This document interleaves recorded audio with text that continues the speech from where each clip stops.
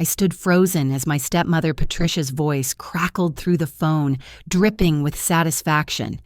"You're banned from the family beach house forever. I've already changed all the locks."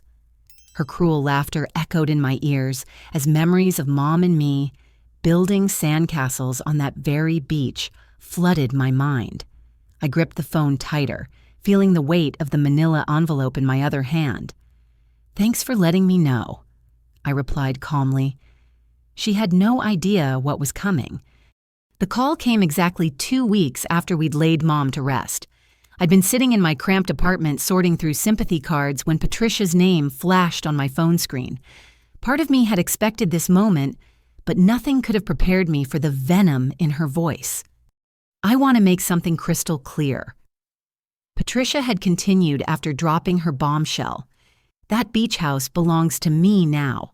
Your father signed everything over before he passed last year, and your mother's little promises to you mean absolutely nothing in a court of law." My hands trembled as I set down the phone. The beach house in Monterey had been in Mom's family for 3 generations.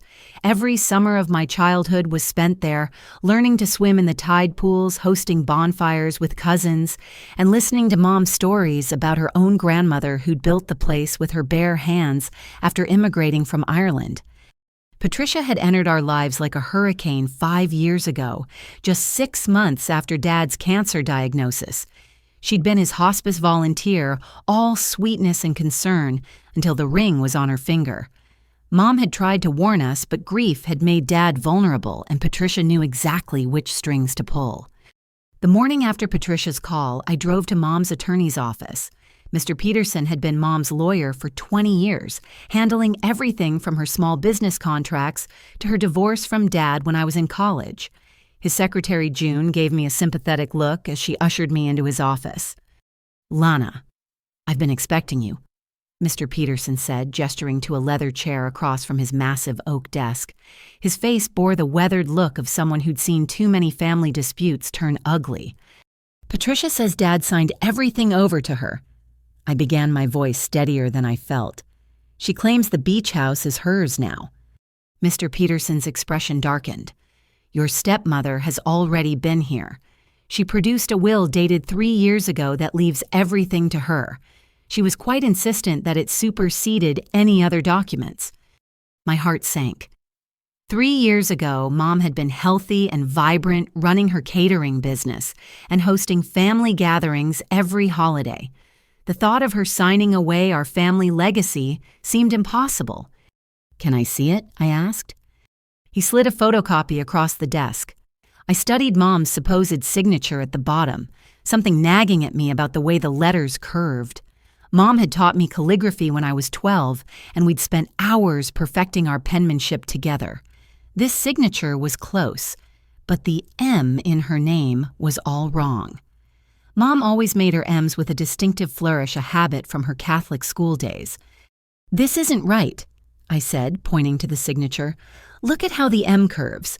Mom never wrote her M's like that." Mr. Peterson leaned forward, studying the document more carefully. "Are you certain?" "Absolutely. I have years of birthday cards and letters from her. I know my mother's handwriting better than my own." He made a note on his legal pad. "This is interesting, but we'll need more than your word against a notarized document. Patricia's lawyer is Harold Whitman, and he's known for playing hardball." "What about the beach house specifically? Mom always said it would come to me. She promised it in front of the whole family last Thanksgiving." "Verbal promises, unfortunately, carry little weight without documentation." He paused, tapping his pen thoughtfully. "However, your mother did come to see me about 6 months before she passed. She was concerned about something, but insisted she needed time to gather certain documents before proceeding. She never made it back." A chill ran down my spine. 6 months ago was when Mom had started acting strangely, making cryptic comments about protecting the family legacy and ensuring Patricia couldn't destroy what generations had built. I'd attributed it to anxiety about her recent health scare, but now I wondered if she'd known something we didn't. Did she say what documents I pressed? She mentioned something about a trust, but she was very secretive about the details. said she needed to be careful about who knew what. Mr. Peterson's eyes met mine. Lana, is there anyone your mother would have confided in, someone she trusted completely? Margaret's name immediately came to mind. Mom's best friend since high school, a retired paralegal who'd helped Mom with her business contracts for years. If Mom had secrets, Margaret would know them. As I left Mr. Peterson's office, my phone buzzed with a text from my brother Ryan. Family meeting at Patricia's tonight. Don't make waves. She's being generous with us. Generous. The word made my stomach turn. Patricia was already buying loyalty with money that wasn't hers to give, but I'd play along for now. If Mom had taught me anything, it was that the best way to catch a snake was to let it think it was safe. The sun was setting as I drove past the beach house on my way to Patricia's meeting. The Victorian structure stood proud against the orange sky, its white walls and blue trim, exactly as Mom had maintained them. Through the windows, I could see Patricia's gaudy furniture already replacing Mom's carefully chosen antiques. Rage bubbled up inside me, but I forced it down. Mom used to say that patience was like the ocean tide, quiet and steady, but capable of wearing down the strongest rocks. Patricia thought she'd won with her forged will and changed locks, but she had no idea what was coming. The tide was already turning. The next morning, I called Margaret from my car parked outside a coffee shop where I was certain Patricia wouldn't have eyes. Mom's friend answered on the second ring, her voice warm but cautious. Lana, sweetheart, I've been hoping you'd call. Can you meet me at the old lighthouse, 2 o'clock? Come alone. The Pigeon Point Lighthouse had been Mom and Margaret's secret meeting spot since their teenage years. They'd go there to share dreams, cry over broken hearts, and plan their futures. The fact that Margaret chose this location told me everything I needed to know about the gravity of our conversation. I arrived early, parking my Honda next to the weathered fence that surrounded the lighthouse grounds. Margaret's silver Subaru pulled up minutes later, and she emerged carrying a worn leather briefcase that I recognized as her old work bag from her paralegal days. "Let's walk," she said, linking her arm through mine as we headed toward the cliff path. The ocean crashed below us, providing cover for our conversation. "Your mother knew this was coming." Margaret began without preamble. 6 months ago, she overheard Patricia on the phone with someone discussing how to contest wills and override family trusts. That's when she came to me. My breath caught. Mom knew Patricia was planning something. More than that, she discovered Patricia had done this before. Your mother hired a private investigator, paid cash, so there'd be no paper trail. What they found was disturbing. We stopped at a bench overlooking the ocean, and Margaret opened her briefcase. Inside were manila folders, legal documents, and a small black notebook in Mom's handwriting. Patricia's first husband died under suspicious circumstances in Nevada 8 years ago. He was a wealthy developer, no children from previous marriages. He left everything to Patricia, but his sister contested it. The case was dropped when the sister died in a car accident. The blood drained from my face.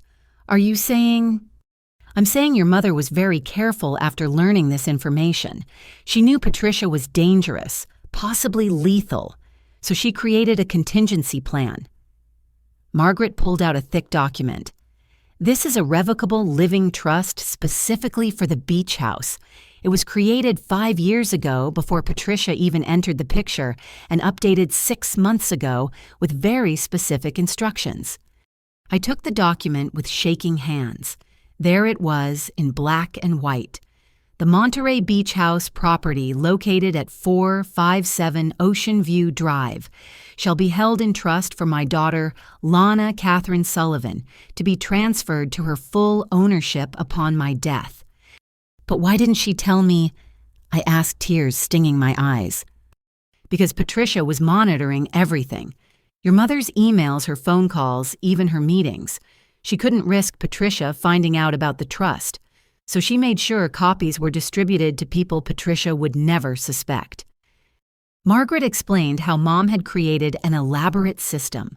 Original documents were placed in a safety deposit box at a credit union 2 towns over under Margaret's maiden name. Copies were sent to Mom's college roommate in Boston, her cousin in Seattle, and even her old boss from her first job out of college. Your mother also did something else. Margaret continued, pulling out the black notebook. She documented everything.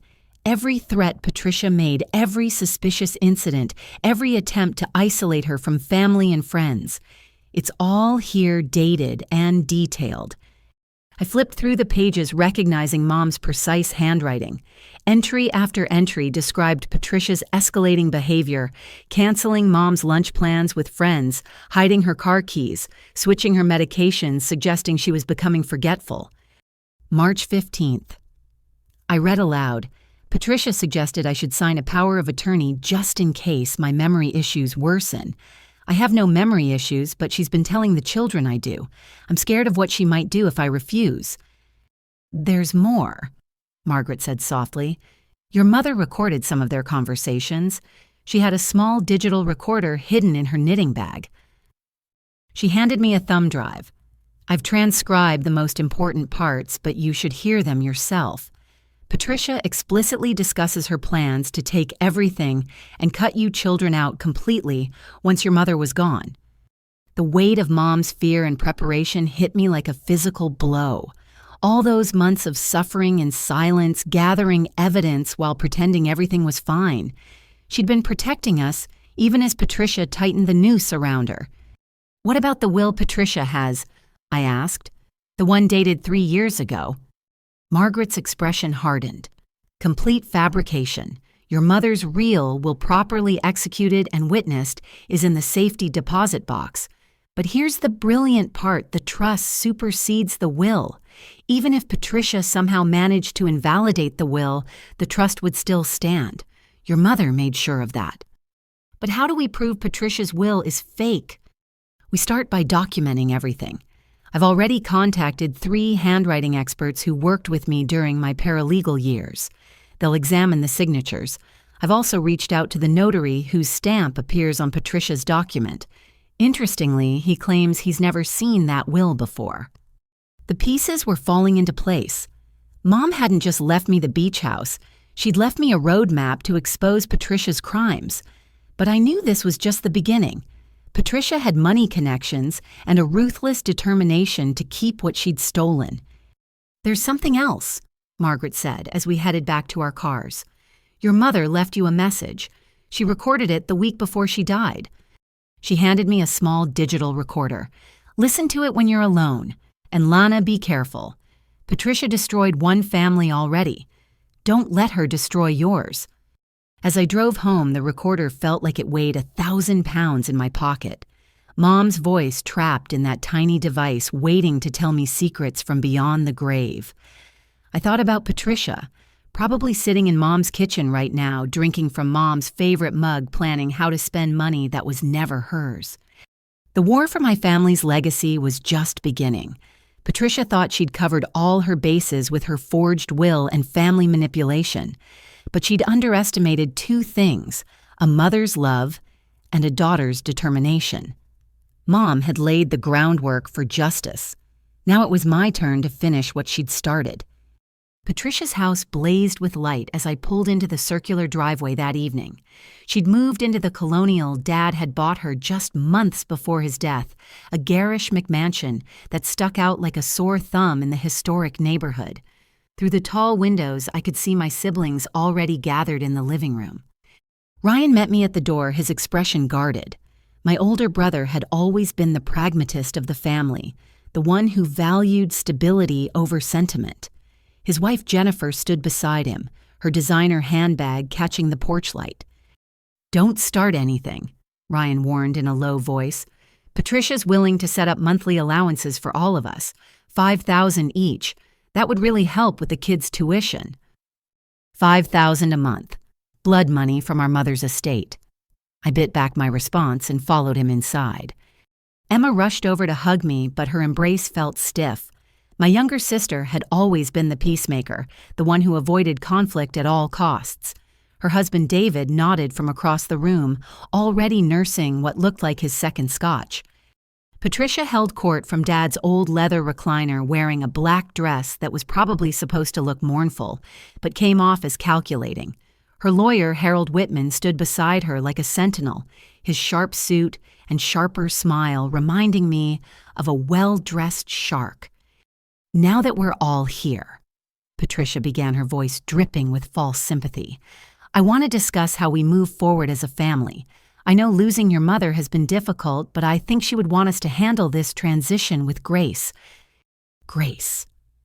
The word made me want to laugh. Mom had been the epitome of grace, hosting dinner parties for Patricia, including her in family photos, treating her with kindness, even as Patricia schemed behind her back. "I've had Mr. Whitman draw up some documents." Patricia continued sliding papers across the coffee table. "Monthly allowances for each of you, as I mentioned to Ryan. All I ask in return is that you sign these acknowledgments accepting the will and agreeing not to contest any distributions." I picked up the document, scanning the legal language. Hidden between the whereases and heretofores was exactly what I expected: a complete waiver of any claims to Mom's estate, including the beach house.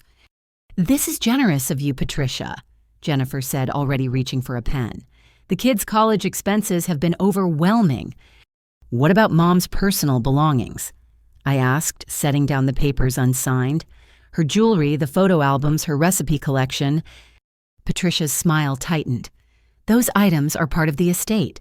I'll be going through everything and distributing mementos as I see fit.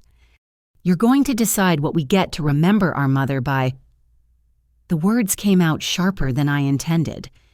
"Lana," Emma said pleadingly, "Patricia's being fair. She doesn't have to give us anything." Fair. I stood up, unable to contain myself any longer. Mom's wedding ring is fair. Her grandmother's china is fair. The beach house that's been in our family for 3 generations is fair.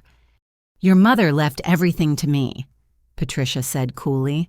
"I'm sorry if that upsets you, but it was her choice." "Was it—" I locked eyes with her. "Or did you influence a sick woman into signing documents she didn't understand?" The room erupted. Ryan accused me of being greedy. Emma cried. David poured another drink. Through it all, Patricia sat serene, playing the wounded stepmother to perfection. "I think you should leave," Ryan said finally. "You're upsetting everyone." As I gathered my purse, my phone buzzed. A text from an unknown number: "Check your brother's jacket pocket." I glanced around the room. Everyone was focused on comforting Patricia, who had manufactured some tears for the occasion. Ryan's sport coat hung on the coat rack by the door. Making my way over as if to leave, I casually brushed against the jacket. A small digital recorder fell partially out of the pocket. Ryan had been recording the meeting. Our eyes met across the room. For just a moment, I saw something flicker in his expression. Doubt, guilt. Then Jennifer tugged on his arm, and the moment passed. I left without signing anything, driving aimlessly through the streets where we'd trick-or-treated as kids. My phone rang as I pulled into a gas station. "Ryan." "You need to come back," he said without preamble. "Park around the corner. I'll meet you outside." 10 minutes later, my brother emerged from the shadows of Patricia's perfectly manicured hedge. He looked around nervously before approaching my car. "Get in," I said. He slid into the passenger seat, immediately pulling out the digital recorder. "I wasn't planning to use this. Jennifer thought it would be good to have a record of the financial arrangements, but after you left—" He pressed play. Patricia's voice, different now, without an audience, filled the car. "That girl has always been trouble, just like her mother, thinking she's better than everyone. Well, she'll learn. They all will. I didn't spend 5 years playing nursemaid to that family to walk away with nothing. The old man was easy enough to handle once I got him on the right medications, made him very suggestible. The wife was harder, but everyone has their breaking point." My hands gripped the steering wheel. "She just admitted to drugging Dad." "There's more," Ryan said grimly. Harold Whitman's voice came next. "The daughter might be a problem. She didn't sign the waiver." "Then we make her life difficult until she does. I have connections at her job. A few words about her being unstable, grieving, making mistakes. She'll need that monthly allowance once she's unemployed. And if that doesn't work, then we explore other options. Her mother had a tragic accident. Sometimes these things run in families." The recording clicked off. Ryan and I sat in stunned silence, the implications of Patricia's words hanging between us like a death sentence. "I'm sorry," Ryan said finally. I wanted to believe she was trying to help. Jennifer's been so stressed about money, and she's good at finding people's weaknesses. I said, thinking of Dad vulnerable and grieving, of Mom isolated and afraid. That's how she operates. What do we do? I thought about the trust documents hidden in Margaret's briefcase, the evidence Mom had compiled, the recordings that would prove Patricia's guilt. But I also thought about my brother sitting here in the dark, finally seeing the truth. First, you go back in there and pretend nothing's changed. Sign the papers if you have to. We need Patricia to think she's won. But trust me, Ryan, Mom left us more than just money and property. She left us the truth, and that's going to be Patricia's downfall. As my brother disappeared back into the house, I sat alone in the darkness planning our next move. Patricia had divided our family with her poisoned promises and veiled threats. But she'd made a crucial mistake. She'd underestimated us just as she'd underestimated Mom. The recorder in my pocket held Patricia's confession. Combined with Mom's evidence, we were building a case that would not only reclaim our inheritance, but expose Patricia for the predator she was. The battle lines were drawn. Patricia had her lawyer, her forged will, and her blood money. But I had something more powerful, the truth, a growing collection of evidence, and now my brother's support. One by one, I'd show my family who Patricia really was. And when the moment was right, we'd strike back with the force of all the love and legacy she'd tried to steal. The law offices of Morrison, Chen and Associates occupied a modest suite in downtown Monterey, a far cry from Harold Whitman's glass tower in San Francisco. But what James Morrison lacked in flash, he made up for in reputation. Margaret had recommended him, saying he was the only lawyer she'd trust with something this important. "Ms. Sullivan," Morrison greeted me, his handshake firm despite his 70-something years. "Margaret filled me in on the basics. Please sit down and tell me everything." For the next 2 hours, I laid out the entire case. The forged will, the secret trust, Mom's documentation, the recordings. Morrison took notes on a yellow legal pad, occasionally asking sharp questions that showed he was 3 steps ahead of my narrative. "Your stepmother has already filed the will for probate," he said finally. "Whitman fast-tracked it. We have 30 days to contest before the court considers it valid." "Can we stop her?" "We can certainly try. The trust documentation is solid, and Margaret did excellent work ensuring it was properly executed. But Whitman will challenge its validity claim. Your mother wasn't of sound mind when she updated it 6 months ago." "That's ridiculous. Mom was sharp as ever." "I know that, and you know that. But Patricia's been laying groundwork telling people your mother was becoming forgetful. We'll need to counter that narrative with medical records, witness testimonies."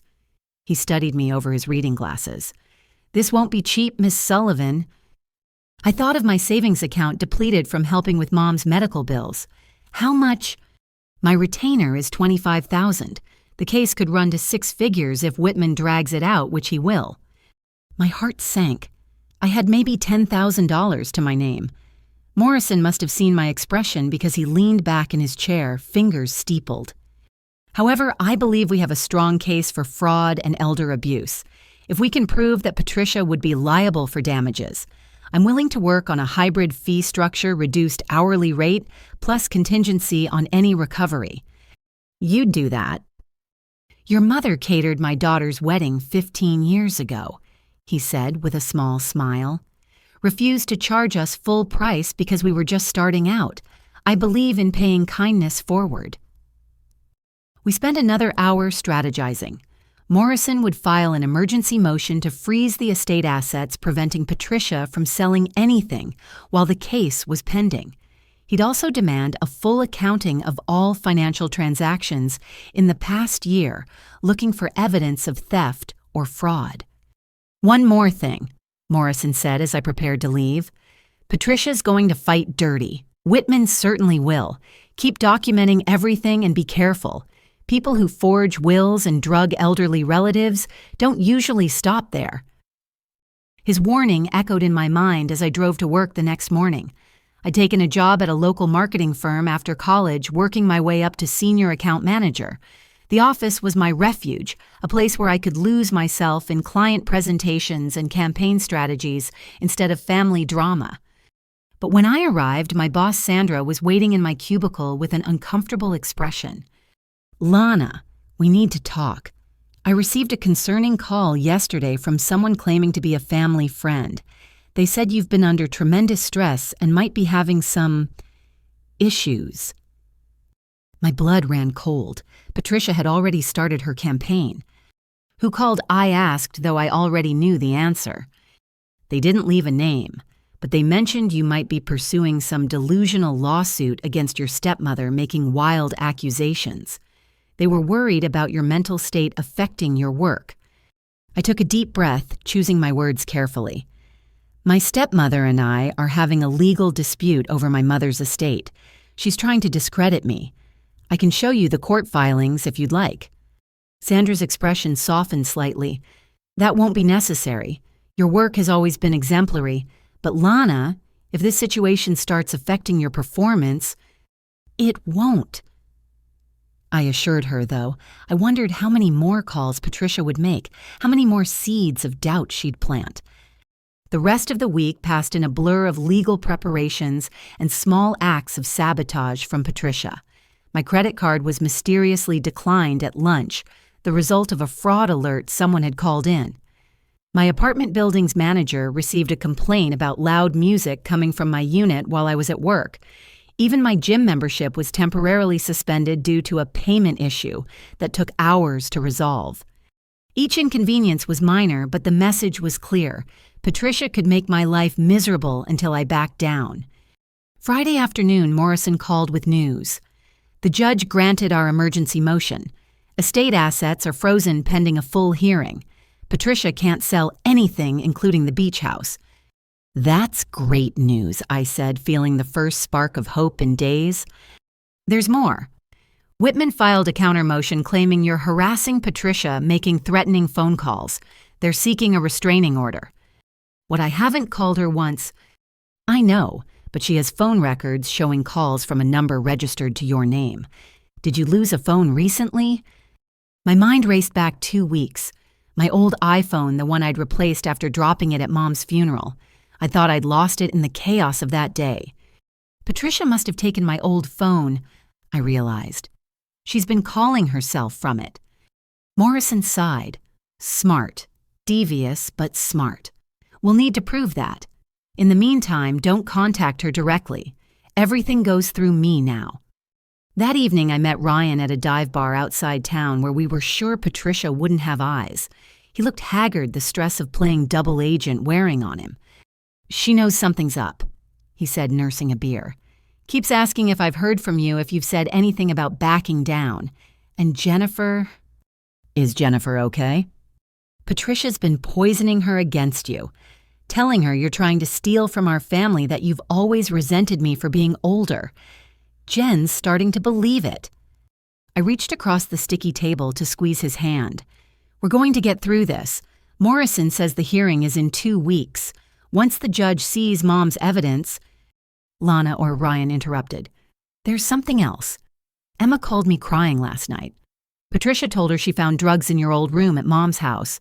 Said she was debating whether to report it to the police. That's insane. I haven't lived there in years. I know, but Emma believes it. She thinks you're spiraling, that the lawsuit is some kind of breakdown. He looked miserable. Our family is falling apart. Outside rain began pattering against the bar's grimy windows. I thought about Patricia, probably sitting in Mom's living room right now, surrounded by our family photos, while she plotted her next move. She was systematically destroying my credibility, turning my siblings against me, trying to isolate me just as she'd isolated Mom. But she'd miscalculated. Mom had survived long enough to build her case to leave us the tools we needed. And unlike Mom, I wasn't alone. I had Morris and Margaret, and despite everything, I still had Ryan. The hearing can't come soon enough, I said. Ryan nodded, then pulled out his phone. I recorded another conversation. Patricia was on the phone with someone discussing the beach house. She already has a buyer lined up, cash offer closing as soon as the estate clears. My chest tightened. The beach house where Mom had taught me to make her famous clam chowder, where Dad had pushed us on the rope swing until we screamed with laughter, where 3 generations of memories lived in every weathered board and grain of sand. Patricia was going to sell it to the highest bidder, like it was just another asset.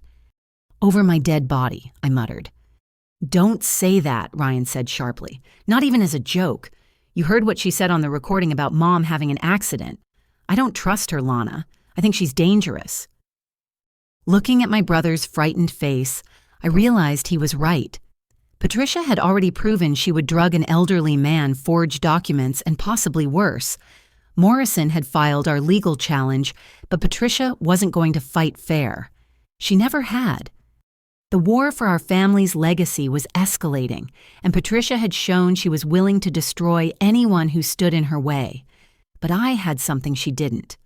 The truth, a growing army of allies, and the kind of determination that only comes from fighting for someone you love. Mom had started this battle from her deathbed.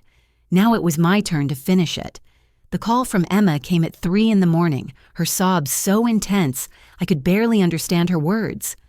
I fumbled for my bedside lamp, instantly alert. Emma, slow down. What happened? She's evil, Lana. She's pure evil. My sister's voice cracked. I went to talk to her tonight about the kids' college funds just like she promised. But she said, if I don't publicly support her against you, she'll make sure my children never see a penny.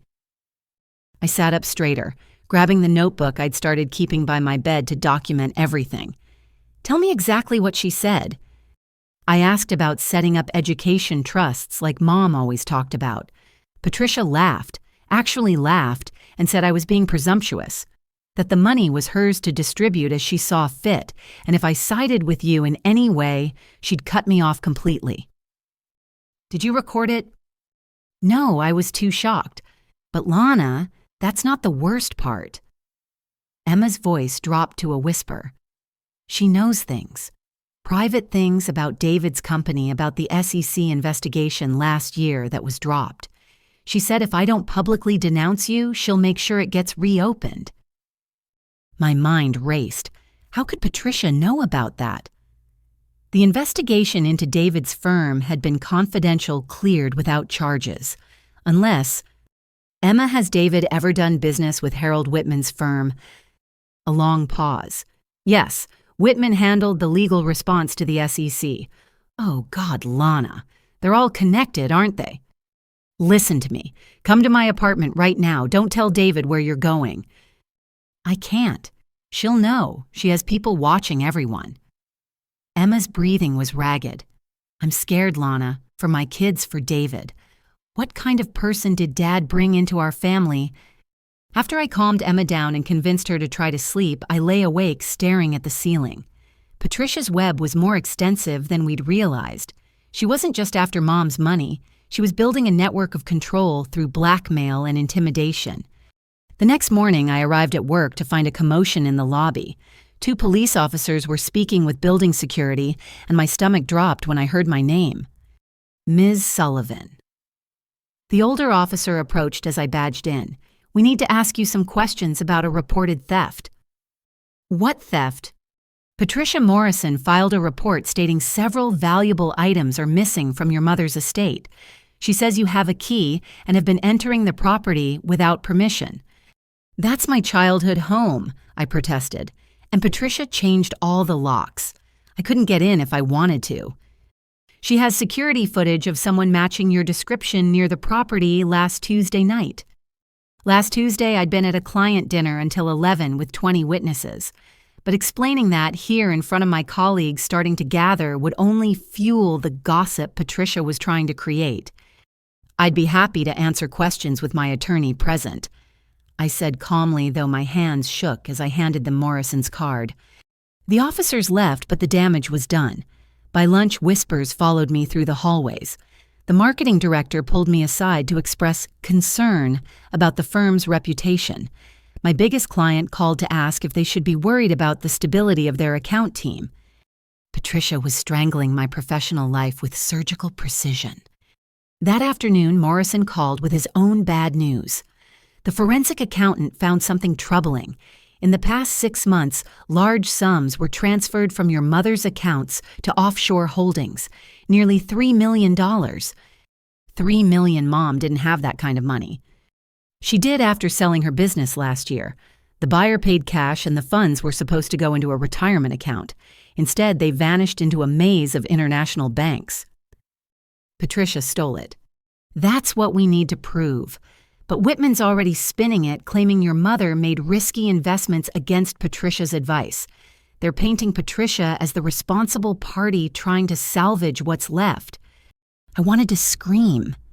Every truth we uncovered, Patricia had already prepared a lie to counter it. She'd been planning this for years, building her fortress of deception brick by brick, while Mom fought cancer and we grieved Dad's death. That evening, I drove past the beach house, needing to see it even from a distance. The sight that greeted me made my blood boil. A for sale sign stood in the front yard, Patricia's smiling realtor photo plastered across it. Below, in bold letters, "Coming soon, exclusive listing." She was so confident she'd win, she was already advertising our family's legacy to the highest bidder. I parked down the street and walked closer, careful to stay off the property. The garden Mom had tended for 20 years was already dying, her prized roses wilting from neglect. The hand-painted mailbox we'd made in Girl Scouts had been replaced with a generic metal one. "She's erasing us," a voice said behind me. I turned to find Mrs. Chen, Mom's next-door neighbor for 30 years. The elderly woman looked at the house with sad eyes. "Your mother would be heartbroken," she continued. "That woman Patricia, she came by last week, told me I'd better be prepared for construction noise. She's planning to tear down the house and build condos." Tear it down. The words stuck in my throat. Said the land was worth more than some old house. When I reminded her of the historical protection status, she laughed, said money could change any zoning law. Mrs. Chen invited me in for tea, and we sat in her kitchen overlooking the beach. She'd watched our family grow up, attended every birthday party and barbecue Mom had thrown. "Your mother knew something was wrong," Mrs. Chen said quietly. "The last time we spoke, she asked me to watch out for you children. Said Patricia was dangerous, but she couldn't prove it yet. Did Mom say anything else?" "She gave me something." Mrs. Chen disappeared into her bedroom, returning with a small, wrapped package. "Said to give it to you if anything happened to her. I thought she was being dramatic, but now—" Inside was a USB drive and a note in Mom's handwriting.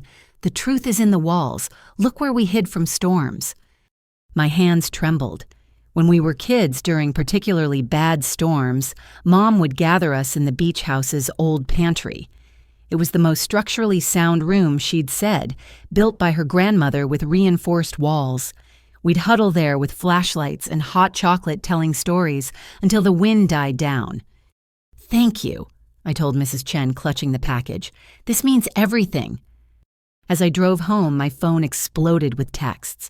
A group message from Patricia to the entire family, including aunts, uncles, and cousins I hadn't spoken to in years. "Dear family, it saddens me to share that Lana is suffering from severe mental health issues following her mother's passing. She's made wild accusations, harassed me continuously, and now the police are involved due to theft.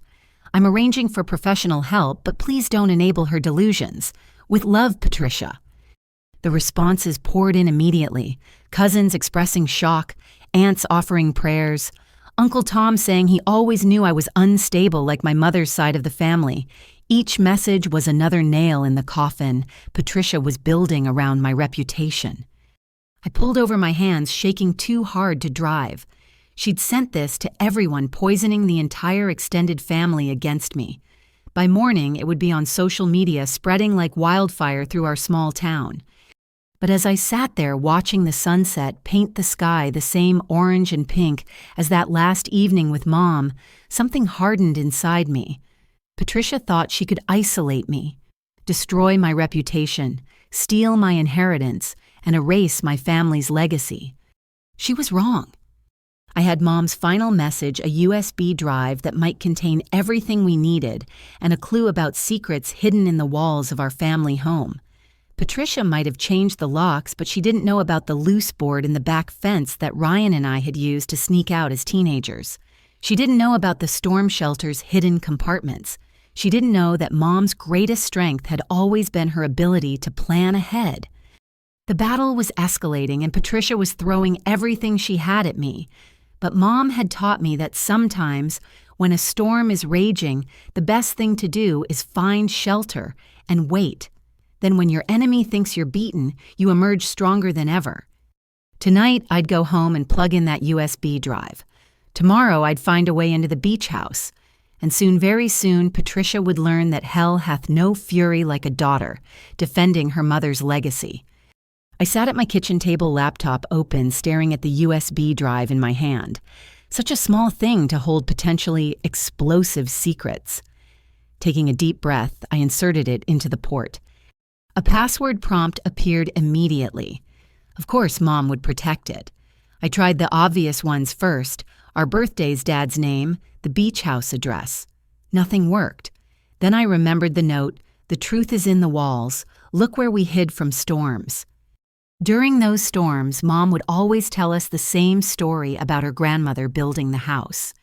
"She carved her initials in the pantry wall," Mom would say, "right next to the date she finished building.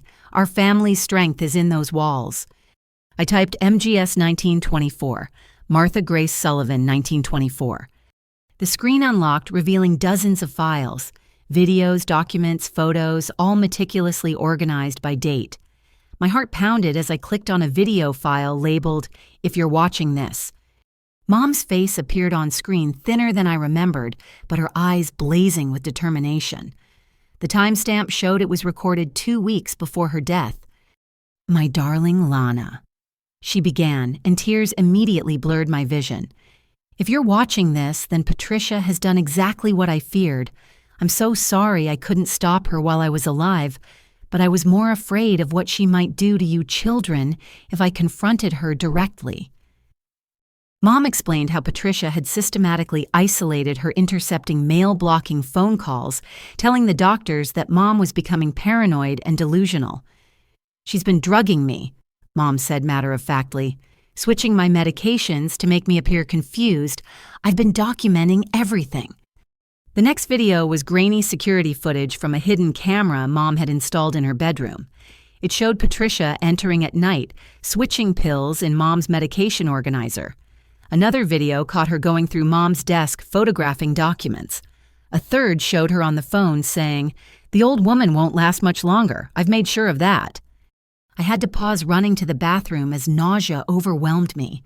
Patricia hadn't just stolen from Mom, she'd hastened her death. Returning to the laptop, I found financial records showing exactly how Patricia had moved the money. She'd convinced Mom to sign power of attorney documents while heavily medicated, then systematically drained the accounts. But Mom had been smarter than Patricia realized. She'd hired a forensic accountant of her own, paying cash, documenting every transaction. The most damning evidence was in a folder labeled Patricia's Past. Mom's private investigator had been thorough. Patricia's real name wasn't even Patricia Morrison. It was Patricia Walton.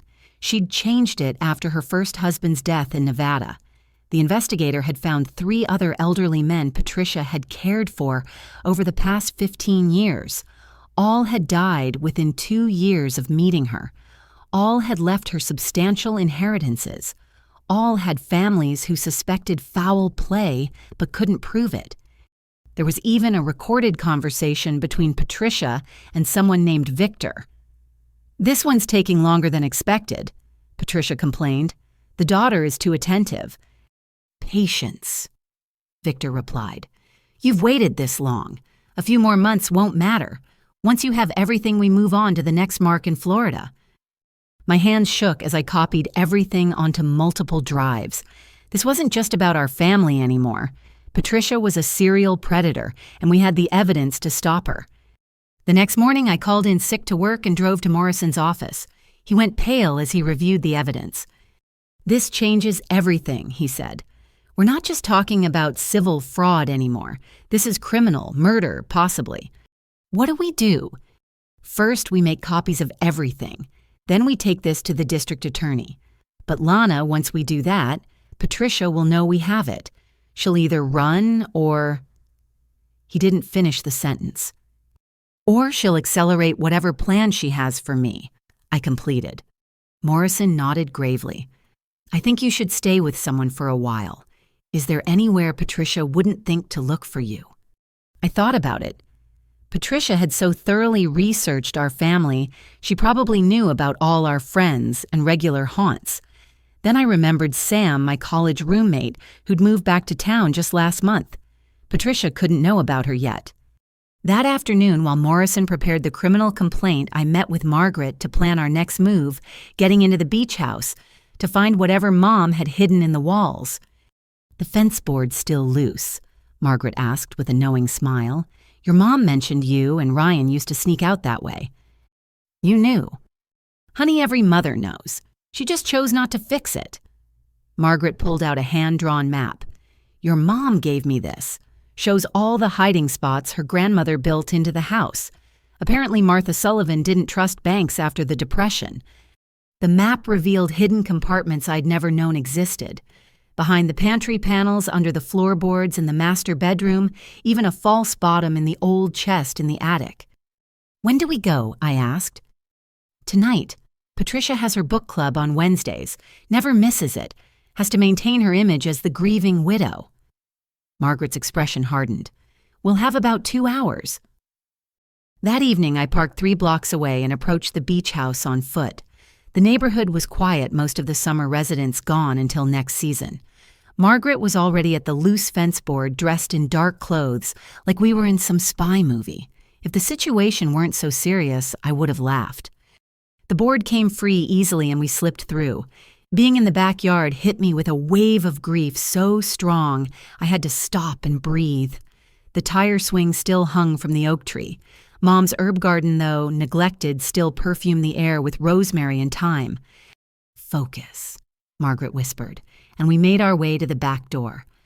The spare key wasn't under the fake rock where Mom always kept it, but Patricia didn't know about the backup location, inside the old birdhouse Emma had made in shop class. My hands trembled as I retrieved it, half expecting alarms to blare when I turned it in the lock.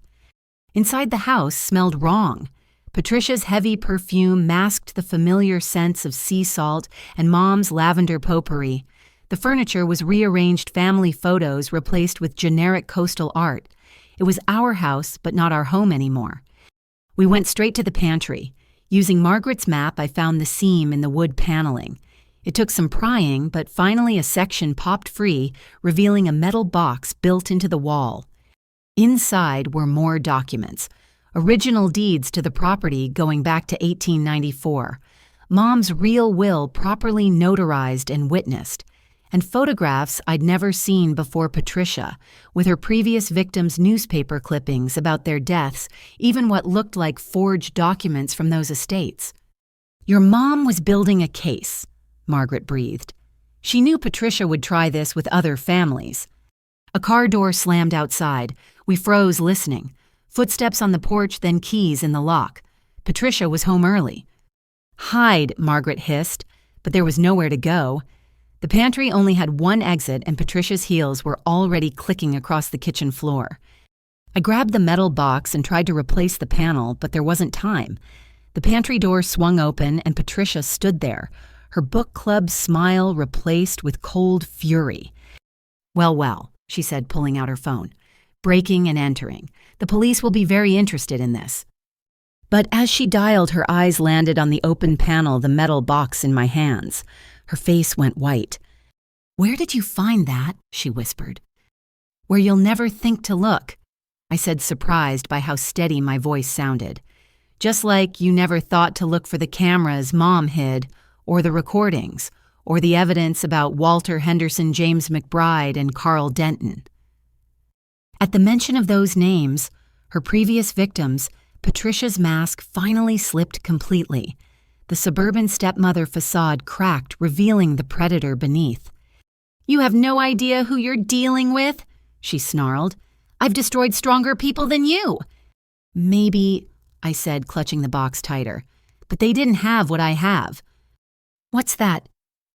"A mother who loved me enough to fight back from beyond the grave." Patricia lunged for the box, but Margaret stepped between us. For a 70-year-old woman, she moved remarkably fast, using Patricia's momentum to send her stumbling into the shelving. "Run!" Margaret shouted. We bolted through the kitchen, Patricia's enraged screams following us.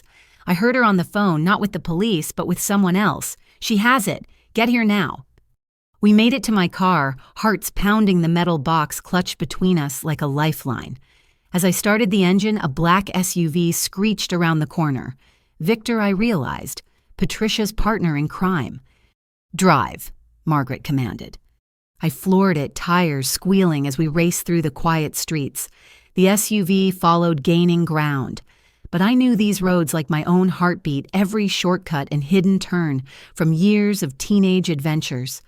We lost them in the maze of beach access roads, finally pulling into Sam's garage just as her automatic door closed behind us. Safe for the moment, Margaret and I looked at each other then at the box that held enough evidence to destroy Patricia's carefully constructed life.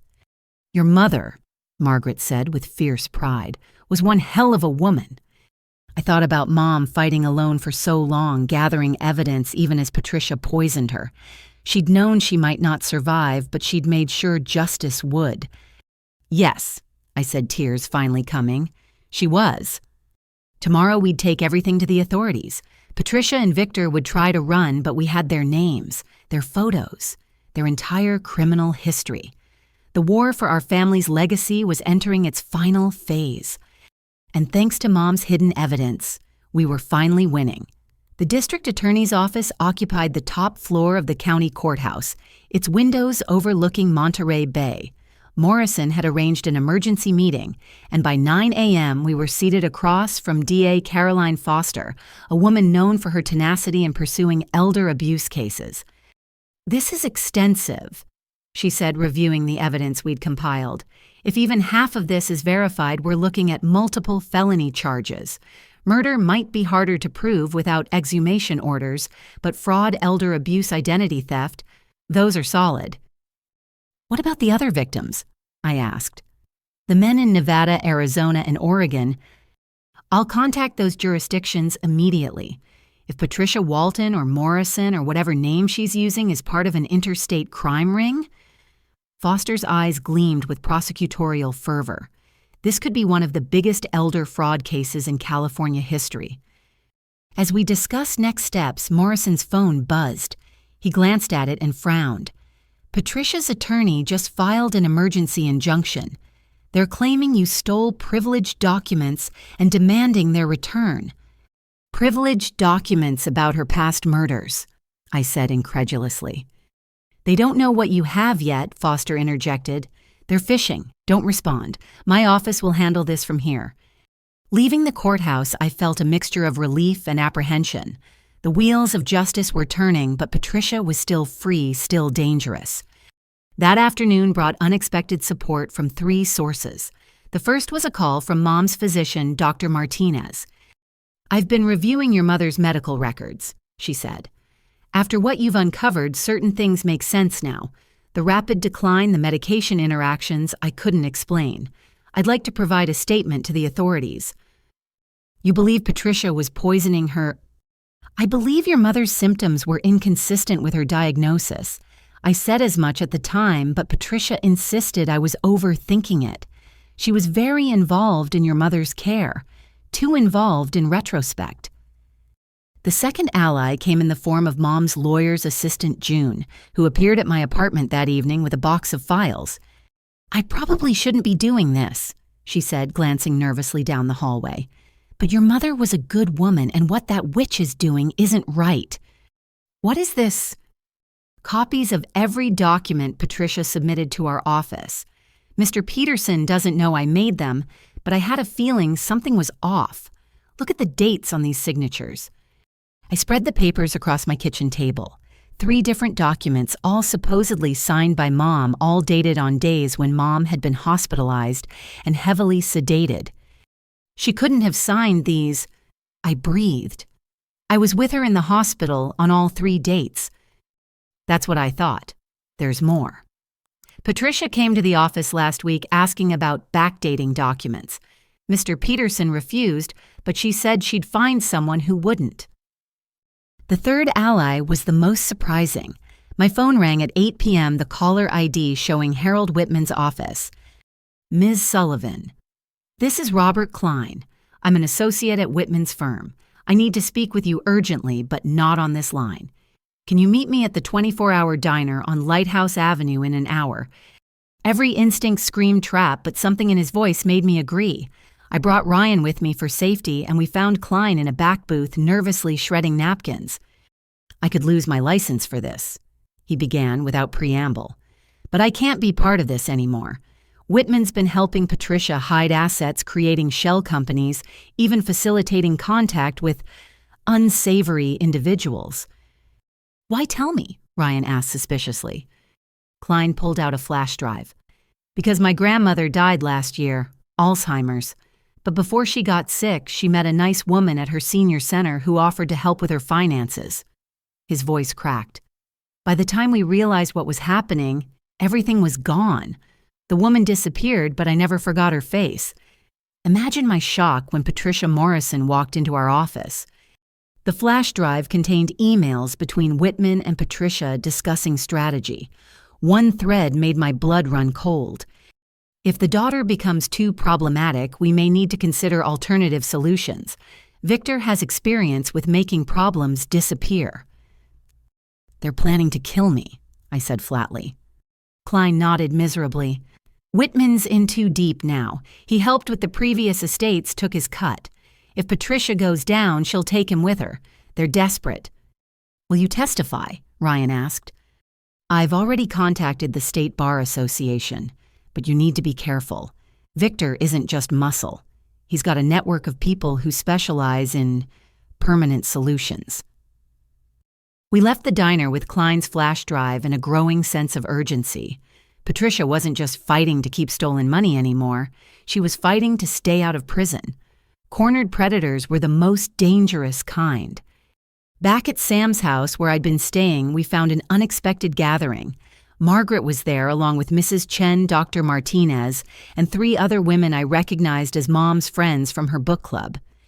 We've been talking, Margaret announced. Patricia fooled us all for too long. But your mother saw through her and we failed to listen. We won't make that mistake again. Mrs. Chen stepped forward. I've been documenting everything happening at the beach house. The late-night visits, the trucks removing items, the strange people coming and going. I have photographs, license plates, dates, and times. I've been in touch with families from Patricia's past, added Ruth Mom's oldest friend. The pattern is always the same. Charm the elderly victim, isolate them from family, take control of finances, then ensure they don't live long enough to change their minds. We want to help, Dr. Martinez said simply. Your mother deserved better. We all failed her, but we can help bring her justice now. Looking around the room at these women, all in their 60s and 70s, all determined to right a wrong, I felt something shift. Patricia had made a crucial error in her campaign against me. She'd assumed that once she'd fooled Mom's friends, they'd stay fooled. But she'd underestimated the power of female friendship and the fury of women who discovered they'd been deceived. There's something else, Margaret said, pulling out a manila envelope. I received this today from a lawyer in Reno. Apparently your mother contacted him months ago. Inside was a notarized statement from Walter Henderson's sister, the one Patricia had claimed died in a car accident. She was very much alive, living under an assumed name, and ready to testify about how Patricia had threatened her life if she didn't drop the inheritance dispute. This is huge, Ryan breathed. She's not just a con artist, she's a serial killer who uses the legal system as her weapon. My phone buzzed with a text from Morrison. DA issuing arrest warrants tomorrow morning. Patricia and Victor both. Stay safe tonight. But Patricia wasn't waiting for tomorrow. As we celebrated this small victory, Sam rushed in from the front room where she'd been watching the security monitor. "There's a black SUV circling the block," she said. "It slowed down in front of the house 3 times. We killed the lights and peered through the curtains. Sure enough, Victor's vehicle crept past again, this time stopping directly in front. The passenger door opened and Patricia stepped out, no longer bothering to hide her intentions. She stood on the sidewalk staring at the house, her phone pressed to her ear. My phone rang a moment later. Unknown number. Against everyone's protests, I answered. "You've caused me a great deal of trouble," Patricia said, her voice eerily calm. "But I'm willing to make a deal. Return everything you took, sign the estate waiver, and leave town tonight. You can start fresh somewhere else with enough money to make it worth your while." "How much did you offer Walter Henderson's sister before you tried to kill her?" I asked. Silence. Then, "You have no idea what you're playing with, little girl. I've survived things that would break you. Last chance. Take the deal." "No." "Then you'll join your mother sooner than expected. Sweet dreams, Lana." The line went dead. The SUV remained outside for another 10 minutes before finally pulling away. "We need to call the police," Sam insisted. But Margaret was already dialing. "I'm calling my grandson. He's a Marine home on leave with several of his buddies. They've been looking for a way to serve and protect even while stateside." Within an hour, Sam's house had become a fortress. Marines at every entrance, surveillance equipment, monitoring the street, and a direct line to the police department. Patricia had expected to intimidate a grieving daughter. Instead, she'd awakened a small army of people who'd loved my mother and were determined to see justice done. As I lay in bed that night, surrounded by protectors, both expected and unexpected, I thought about the web Patricia had spun and how it was finally unraveling. Tomorrow, she'd be in custody. Her victims would have their day in court, and Mom would finally have justice. But tonight, Patricia was still out there, desperate and dangerous. Victor was probably planning their escape route. Whitman was likely shredding documents. The final battle was coming with the dawn. I closed my eyes and whispered into the darkness. "Almost there, Mom. We're almost there." The emergency hearing was scheduled for 2 p.m., but by noon the courthouse steps were crowded with reporters. Word of Patricia's arrest that morning had spread like wildfire through our small coastal town. The woman who'd charmed her way into charity boards and book clubs was revealed as a serial predator who'd left a trail of dead husbands and empty bank accounts across 4 states. Morrison met me at the security checkpoint, his usually calm demeanor replaced with barely contained excitement. The judge granted our emergency motion for a preliminary injunction.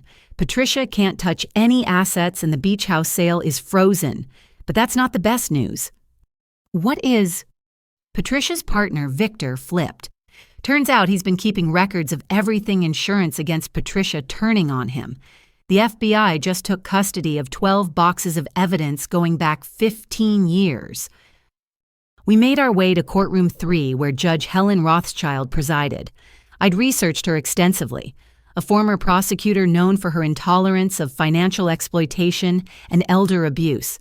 If we were casting a judge for this case, she'd be perfect. The courtroom was packed. Ryan sat with Margaret and Mom's friends in the row behind us. Emma had come too, finally free of Patricia's financial threats. Even Mrs. Chen was there, clutching a folder of photographs she'd taken. Patricia entered in an orange jumpsuit, her perfectly styled hair now flat, her makeup absent. Without her armor of designer clothes and careful grooming, she looked smaller, older, meaner. Her eyes found mine across the room, and the hatred there was pure and undiluted. Whitman sat at the defense table, his usual swagger replaced with the nervous energy of a man whose career was circling the drain. The state bar had already suspended his license pending investigation, and criminal charges were being prepared. "Your Honor," the prosecutor began, "we're here on multiple matters regarding the estate of Catherine Sullivan and criminal charges against Patricia Morrison, also known as Patricia Walton, Patricia Henderson, and Patricia McBride." What followed was a systematic destruction of Patricia's carefully crafted image. The prosecutor presented evidence of forged documents, fraudulent bank transfers, and recorded conversations where Patricia discussed her plans to handle my mother. The defendant didn't just steal from Catherine Sullivan, the prosecutor stated. She systematically manipulated her medications, and hastened her death to prevent any changes to estate documents she'd fraudulently created. Whitman tried to object, claiming the evidence was obtained illegally, but Judge Rothschild shut him down. Counselor evidence of criminal activity isn't protected by attorney-client privilege, as you well know, or should know if you still have a license to practice law next week. The first witness was Dr. Martinez, who detailed Mom's suspicious symptoms and Patricia's insistence on managing all medications. She presented pharmacy records showing Patricia had filled prescriptions that were never ordered by any doctor. In my professional opinion, Dr. Martinez concluded Catherine Sullivan's death was accelerated by approximately 6 to 8 months due to medication interactions that served no therapeutic purpose. Patricia's mask of composure cracked slightly. She whispered furiously to Whitman, who looked like he'd rather be anywhere else. Next came Klein Whitman's former associate who'd entered witness protection after death threats from Victor's associates. Via video link, he detailed the conspiracy between Whitman and Patricia, including plans to eliminate me if necessary. Ms. Morrison stated, and I quote, "The daughter is becoming too much of a problem. We may need Victor to arrange an accident, make it look like she was depressed over her mother's death." Mr. Whitman responded that it would cost extra, but could be arranged. The gallery gasped. Emma started crying. Even the court reporter looked shocked. But the most damaging testimony came from an unexpected source, Patricia's own daughter from her first marriage. Lisa Walton, now 35, had flown in from Maine, where she'd been hiding for over a decade. "My father died when I was 20. She said, her voice trembling but determined. "Patricia had been drugging him for months, just like she did to the others. I tried to warn people, but she threatened to kill me, too. Said she'd make it look like suicide, that everyone would believe a grieving daughter had followed her father." "Did you report these threats?" the prosecutor asked. "I tried, but Mother had connections everywhere. The police said I was hysterical. The lawyer said I was bitter about my inheritance. So I ran. Changed my name, started over. Let her think she'd won." Lisa looked directly at Patricia. "I'm done running. These families deserve justice. My father deserves justice." Patricia shot to her feet. "You ungrateful brat, I gave you everything." "You gave me nightmares," Lisa shot back. "You gave me a lifetime of therapy. You gave me the image of my father dying while you counted his money." Judge Rothschild had to call for order as the gallery erupted. Patricia was forcibly seated by bailiffs, her careful mask completely shattered. When it was Patricia's turn to testify, Whitman tried to prevent it, but she shoved him aside. "I want to tell my side," she declared. What followed was a masterclass in narcissistic delusion. Patricia painted herself as a misunderstood caregiver, a woman who'd sacrificed everything for ungrateful families. She claimed Mom had begged her to take control of the finances, that the previous husbands had all been sick anyway, that their families were greedy vultures who didn't deserve inheritances. "I earned every penny," she declared. "Do you know what it's like to sit by someone's bedside for months, to clean up their messes, listen to their complaints, pretend to care about their boring stories?" "So you admit you were pretending," the prosecutor pounced. Patricia realized her mistake too late. "That's not what I meant." "What about the recording where you discuss making Lana Sullivan have an accident?" "That was taken out of context." "The context of planning a murder." Whitman tried to intervene, but Judge Rothschild was having none of it. "Your client chose to testify against counsel's advice. She'll answer the questions." The prosecutor presented Victor's testimony next, delivered via written statement as he was in federal custody. He detailed 15 years of partnership with Patricia, targeting wealthy elderly victims with no close family or estranged children. He provided names, dates, and amounts stolen. The total exceeded $20 million across 12 victims. The defendant would identify targets at senior centers, grief support groups, and hospital volunteer programs.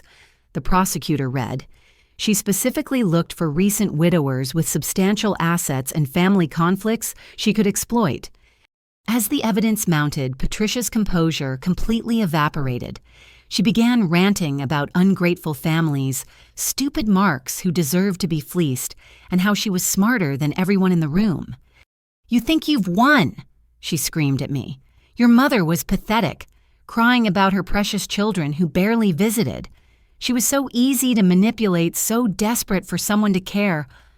"My mother saw through you," I said, standing despite Morrison's attempt to keep me seated. "She gathered evidence, protected her family, and ensured you'd face justice. You thought you were manipulating her, but she was building your prison cell document by document." Judge Rothschild gavelled for order, but I wasn't finished. "You took advantage of grieving people at their most vulnerable moments. You destroyed families for money, but you failed with mine. My mother's love was stronger than your greed. Her courage was greater than your cruelty. And now you'll spend the rest of your life remembering that Catherine Sullivan beat you." The courtroom erupted in applause before the judge could stop it.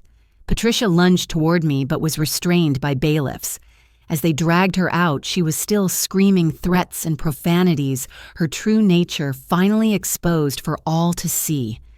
Judge Rothschild's ruling was swift and decisive. The forged will was invalidated. The trust documents were confirmed as legitimate. All stolen assets were to be returned immediately pending criminal prosecution. Patricia was remanded without bail as a flight risk and danger to the community. Furthermore, the judge stated, "This court finds sufficient evidence to warrant investigation into all previous deaths connected to the defendant.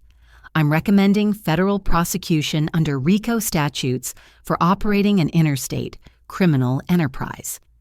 As we left the courthouse, reporters shouted questions, but I had only one statement. My mother fought to protect not just her own family, but all of Patricia's victims. Today's victory belongs to her and to everyone who's ever stood up to a predator. Justice isn't just about punishment, it's about preventing future victims. My mother understood that. She saved lives by refusing to be silent. That evening, our family gathered at the beach house for the first time since Mom's death. The locks had been changed back, Patricia's gaudy furniture removed. We sat in Mom's living room looking at photo albums, sharing memories, beginning to heal.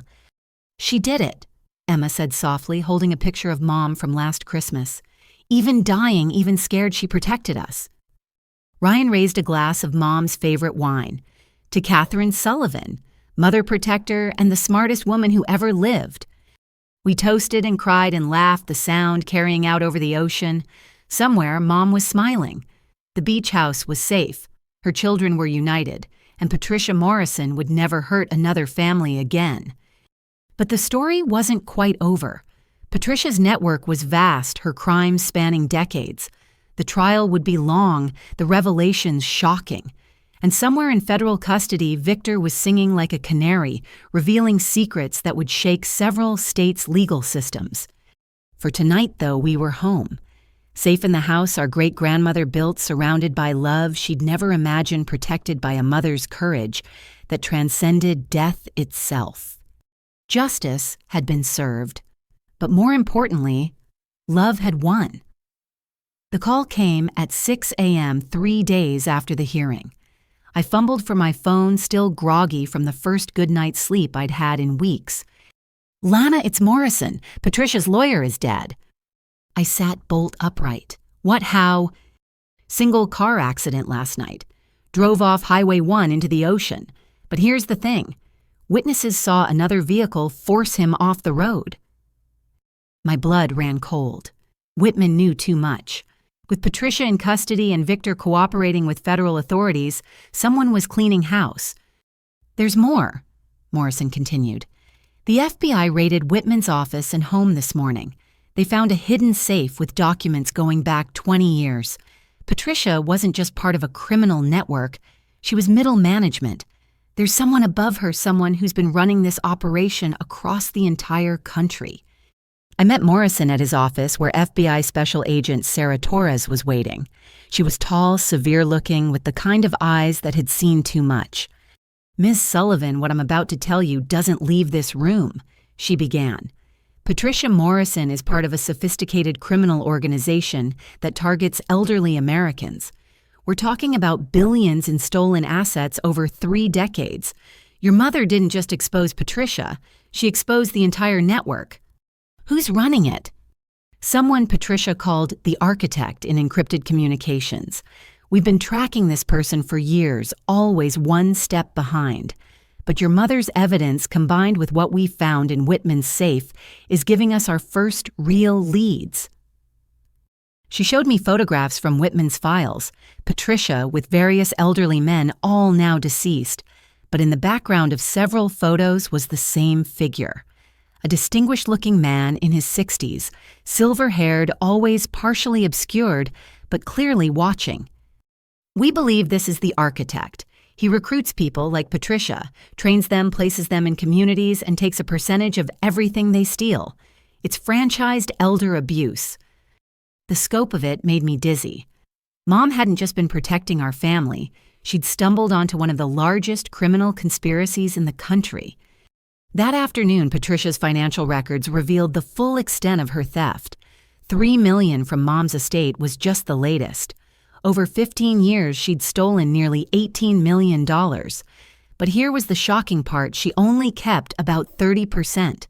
The rest went upstream to accounts in the Cayman Islands, Switzerland, and Cyprus. "Follow the money," Agent Torres said. "That's always been our motto, and your mother gave us the thread to unravel it all." But Patricia wasn't going down without a fight.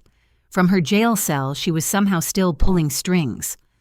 Ryan received a call that afternoon from his employer.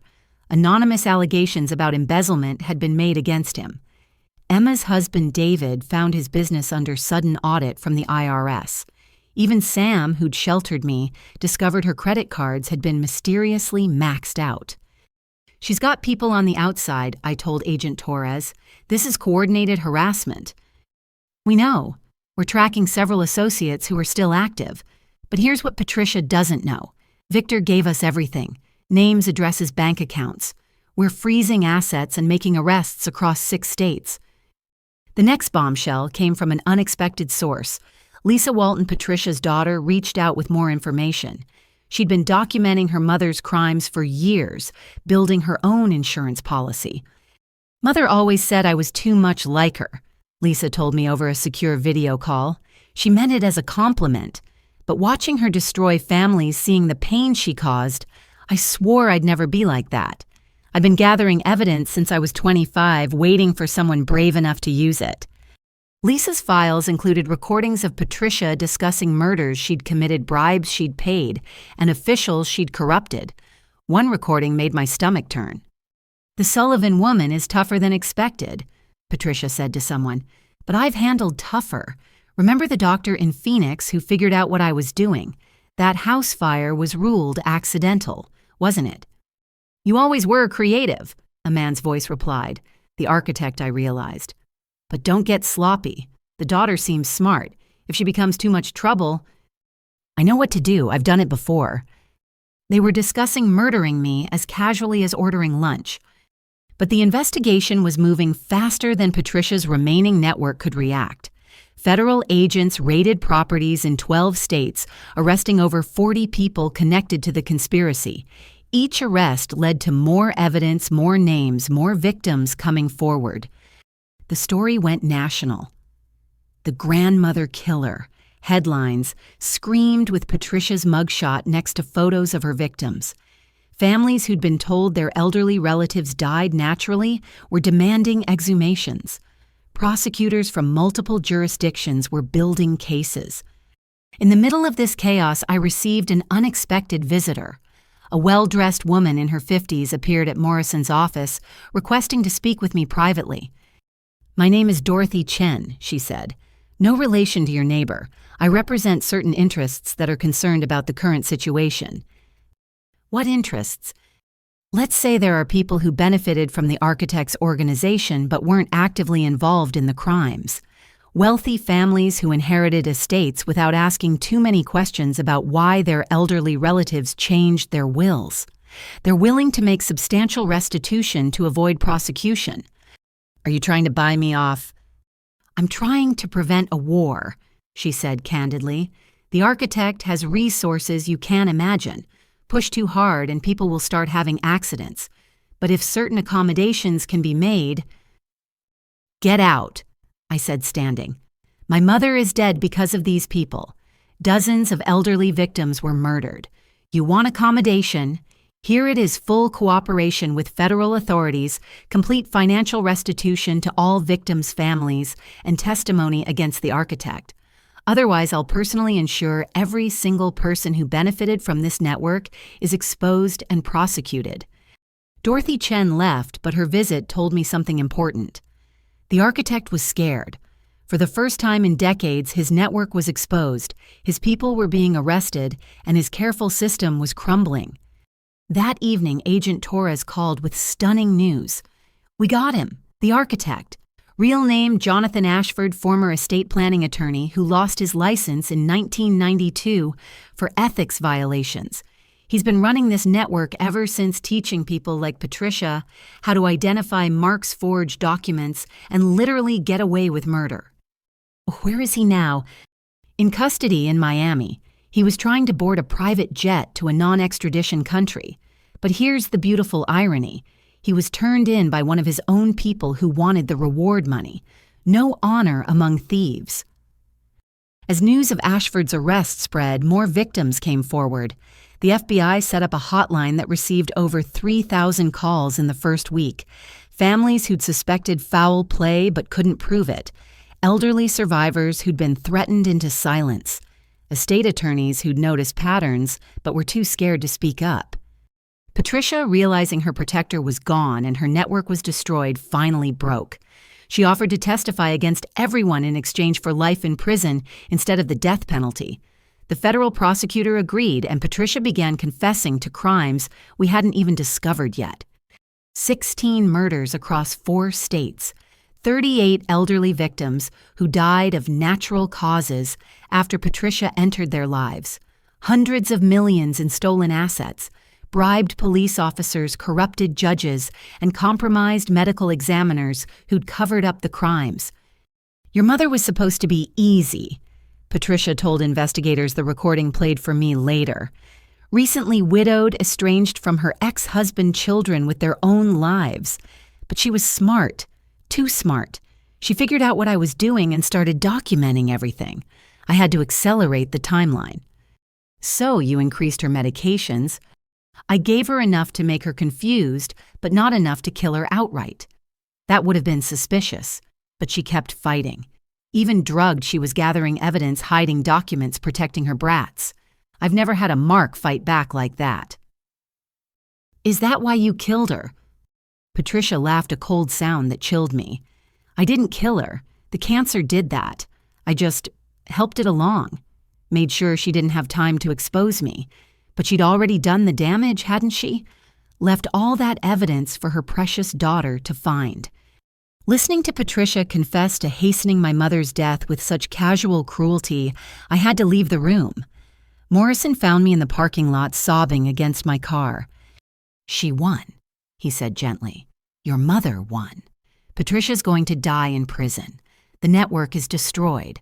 Hundreds of families will get justice because Catherine Sullivan refused to be a victim. He was right. Mom had won, but the victory felt hollow without her here to see it. As I drove home, my phone rang. Ryan. Turn on the news, he said. Now. I pulled over and found a live stream on my phone. A breaking news alert filled the screen. FBI announces largest elder fraud bust in U.S. history. 127 arrests in 23 states. Criminal network targeting. Elderly Americans completely dismantled. The anchor continued. The investigation, codenamed Operation Inheritance, was sparked by evidence compiled by Catherine Sullivan of Monterey, California, who documented an elaborate scheme while dying of cancer. Her daughter, Lana Sullivan, found the evidence and brought it to authorities, leading to today's historic arrests. They showed a photo of Mom from last Christmas, smiling at the camera surrounded by her children. She looked frail but determined, as if she knew this moment would come. Catherine Sullivan saved countless lives, Agent Torres said in the press conference. While battling cancer and being systematically poisoned by her caregiver, she built a case that exposed a nationwide conspiracy. She is a true American hero. I sat in my car crying again, but this time they were tears of pride. Mom hadn't just saved our family, she'd saved hundreds of families. Her final act of love had rippled out across the country, bringing justice to victims who'd given up hope. My phone buzzed with texts from reporters wanting interviews, families wanting to thank me, producers wanting to buy the movie rights. I ignored them all and drove to the cemetery. Standing at Mom's grave, I told her everything. About Patricia's arrest, Ashford's capture, the network's destruction, about the families who would get justice because of her courage. "You did it, Mom," I whispered to the headstone. "You saved them all." The wind picked up rustling through the flowers we'd planted. For just a moment, I could swear I smelled her perfume, felt her presence. Patricia Morrison thought she'd found the perfect victim in Catherine Sullivan. Instead, she'd found her downfall. And in trying to steal our family's legacy, she'd given Mom the greatest legacy of all: the destruction of a criminal empire and justice for its victims. The war was over. We'd won. And somewhere I knew Mom was finally at peace. The federal investigation had moved with stunning speed. Within 48 hours of Patricia's full confession, law enforcement agencies across 23 states were executing search warrants, freezing assets, and making arrests. I watched from Agent Torres's makeshift command center in San Francisco as the operation unfolded on multiple screens. "This is unprecedented," Torres told me, her usual composure cracking with excitement. "Your mother's documentation gave us the roadmap, but Patricia's confession is filling in all the gaps. She's naming names, providing account numbers, detailing murder methods." "Why is she cooperating so fully?" I asked. "Because she's terrified. With Ashford arrested and her network collapsed, she knows she's vulnerable. Other crime organizations don't appreciate this kind of heat. She's safer in federal custody than on the street." The evidence room was staggering. Boxes upon boxes of documents, hard drives, and physical evidence recovered from Patricia's properties and those of her associates. Each box represented destroyed families, stolen futures, lives cut short. Detective Maria Gonzalez from the Monterey Police Department had been assigned to coordinate the local aspects of the case. She'd been the one to arrest Patricia that morning 3 weeks ago, and now she was helping piece together the California murders. "We're exhuming your father," she told me gently. "Patricia's confession indicated she may have accelerated his death too. I'm sorry, but we need to know." The thought of Dad being another victim hit hard. We'd believed his cancer had taken him, but now everything was suspect. "Do what you need to do," I managed. That afternoon, Ryan and Emma joined me at the police station. We were asked to review items recovered from Patricia's storage unit, identifying what belonged to our family. The unit was a macabre trophy room, jewelry, photo albums, and personal items from dozens of victims. Mom's wedding ring. Emma gasped, picking up the distinctive Celtic band. Patricia said it was lost at the hospital. We found more of Mom's things: her grandmother's cameo brooch, Dad's watch, even our baby books. Patricia had kept them like trophies, reminders of families she'd destroyed. "This is sick," Ryan said, holding Dad's Navy medals. "She sat at our dinner table wearing Mom's jewelry, knowing she was killing her." Detective Gonzalez documented each item, building the case that Patricia hadn't just stolen money, but had taken pleasure in possessing her victims' most precious belongings. The next day brought explosive news. The toxicology report on Mom's preserved blood samples showed massive levels of digoxin, a heart medication she'd never been prescribed. At therapeutic doses, it treats heart conditions. At the levels in Mom's system, it was slowly destroying her organs. She was being systematically poisoned for at least 4 months, the medical examiner explained. The symptoms would have mimicked her cancer progression: fatigue, confusion, nausea. Brilliant in its cruelty. The cancer was killing her, but the digoxin made sure she'd die before she could expose Patricia. I thought of Mom's final months, how she'd deteriorated so rapidly after seeming stable. We'd attributed it to the disease, never suspecting Patricia was accelerating her death with every meal she served, every medication she administered. The investigation revealed Patricia's methods were even more sophisticated than we'd imagined. She had contacts at multiple pharmacies who would fill prescriptions without questions, a network of corrupt medical professionals who would provide whatever drugs she needed, even a mortician who'd been paid to ensure quick cremations without proper toxicology screenings. This wasn't just murder, Agent Torres explained. This was an industry. The architect had built a murder-for-hire network disguised as elder care. As the investigation deepened, more families came forward. The Hendersons from Nevada, whose father had died just 6 months after marrying Patricia. The McBrides from Arizona, who'd always suspected their mother's sudden decline wasn't natural. The Dentons from Oregon, who'd been threatened into silence when they questioned their father's new wife. Each family had a similar story. Patricia had appeared during a vulnerable time, usually through volunteer work or grief support groups. She'd been kind, helpful, indispensable. By the time they realized something was wrong, their loved one was dead, and Patricia had vanished with everything. A week into the investigation, we got word that Dad's exhumation had revealed arsenic in his system. Not enough to kill him outright, his cancer was doing that, but enough to weaken him, make him more susceptible to Patricia's influence. She started poisoning him before they even married, Detective Gonzalez revealed. We found evidence she was volunteering at the cancer center specifically to identify wealthy patients with limited life expectancy. The scope of Patricia's evil was breathtaking. She hadn't just stumbled into crime, she'd made it her life's work. Every kind gesture had been calculated. Every tear at Dad's funeral had been performance. Every moment of playing the grieving widow had been staged for her next victim, Mom. The FBI's Financial Crimes Unit was having a field day with the money trail. Patricia's network had laundered money through hundreds of shell companies, fake charities, and offshore accounts. But Mom's documentation had given them the key to unraveling it all.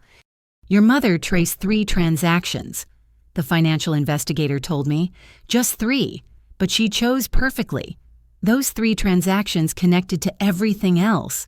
It's like she found the critical threads that held the whole web together. I thought about Mom dying of cancer, being poisoned daily, yet still having the clarity to identify the exact financial breadcrumbs that would expose an entire criminal empire. Her brilliance humbled me. 2 weeks into the investigation, Patricia tried to recant her confession.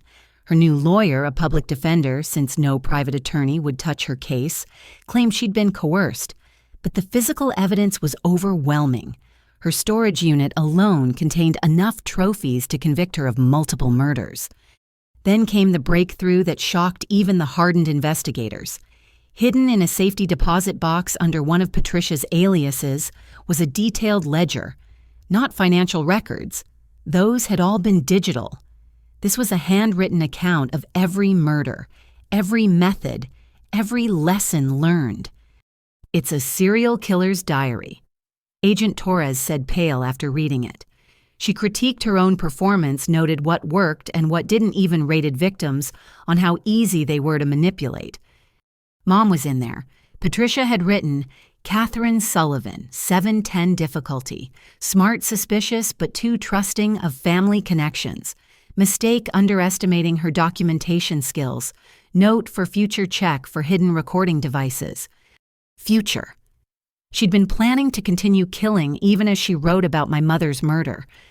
The diary revealed 43 murders over 20 years, far more than even Patricia had confessed to. Some weren't even for money. She'd killed a nurse who'd questioned her methods, a lawyer who'd gotten too curious, even a fellow criminal who'd threatened to expose her. She's not just a black widow, the FBI's behavioral analyst concluded. She's a serial killer who used financial gain as cover for her true motivation, the thrill of destroying families. As word of the diary spread, more agencies got involved. Cold cases were reopened across the country. Families who'd accepted their loved ones' deaths as natural were demanding investigations. One of those families was the Washingtons from Texas. Their matriarch, Ethel Washington, had died 5 years ago, leaving everything to her devoted caregiver, Patricia. But Ethel's grandson, Marcus, now a state prosecutor, had always suspected foul play. Grandma was sharp as a tack at 91, he told me during a video call. Then Patricia showed up, and within a year, Grandma was supposedly suffering from dementia. 6 months later, she was dead. We couldn't prove anything then, but now... Marcus had become a prosecutor specifically because of his grandmother's death, driven by the injustice of it. Now he was part of the team that would ensure Patricia never walked free again. The investigation also revealed how Patricia recruited accomplices. She'd find people desperate for money, often those with sick relatives of their own, and teach them her methods. They'd get a cut of the profits, and she'd get plausible deniability. It was a pyramid scheme of murder, Detective Gonzalez explained. Patricia trained others who trained others. We're looking at potentially hundreds of murders nationwide. But the most chilling discovery came from Patricia's computer. She'd been writing a book, a fictional account of a woman who married elderly men and inherited their fortunes. The manuscript was essentially a how-to guide for elder abuse and murder, dressed up as a thriller novel. She was going to profit from her crimes even after retirement, Agent Torres said disgustedly, teach a whole new generation of killers through fiction. As the investigation continued, I found myself at the center of a storm. Families reached out daily, thanking me for exposing Patricia, sharing their own stories of loss and suspicion. Media requests poured in. Publishers wanted me to write a book. Hollywood producers circled like vultures. But I was focused on one thing: justice for Mom and all of Patricia's victims. The pre-trial hearings were a parade of horror. Witness after witness testified about loved ones who died mysteriously after Patricia or her associates entered their lives. The judge, a stern woman named Irene Hoffman, listened to each story with growing disgust. In 30 years on the bench, she said during one hearing, "I have never encountered evil of this magnitude.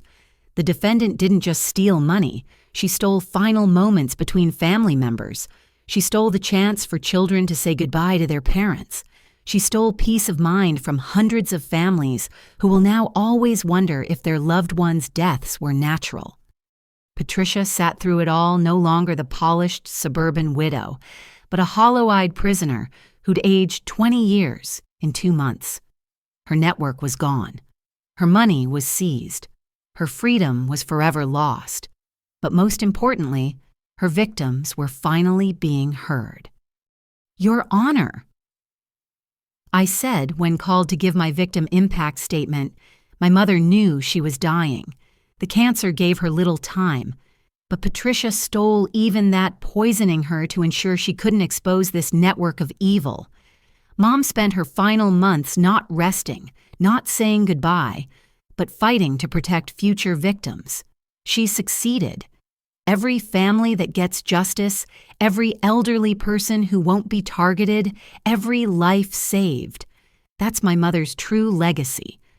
Patricia thought she was stealing our inheritance. Instead, she gave us the opportunity to save hundreds of families.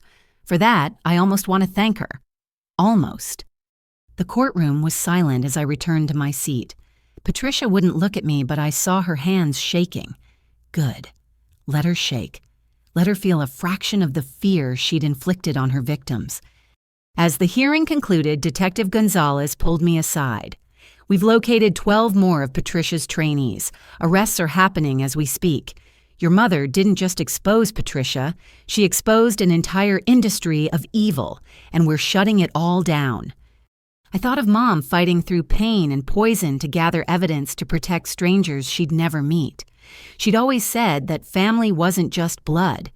It was anyone you chose to protect. In her final act, she'd chosen to protect hundreds of families from the predator in our midst.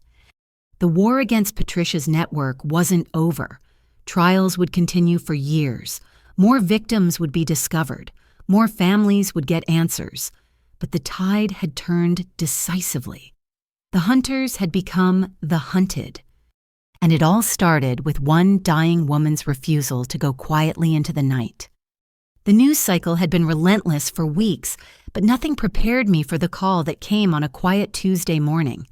It was Agent Torres, and her voice carried an urgency I hadn't heard before. "Lana, we need you at the federal building immediately. Patricia's daughter Lisa is here with information that changes everything." I found Lisa Walton in a secure conference room surrounded by FBI agents and stacks of documents. She looked exhausted but determined, clutching a leather journal I recognized as one of Patricia's. "I've been hiding something," Lisa began without preamble. "When I ran away 15 years ago, I took more than just myself. I took Mother's insurance policy." Insurance policy. Lisa opened the journal, revealing pages of coded entries. "Mother documented everything, but not for the reasons you think. She was building protection against the architect. She knew that one day he might decide she was a liability." Over the next 4 hours, Lisa decoded Patricia's journal for us. What emerged was a complete organizational chart of the murder network, including names we hadn't discovered yet. But the biggest revelation was about the architect himself. "Jonathan Ashford isn't the top," Lisa said. "He's middle management. The real leader is someone called the benefactor.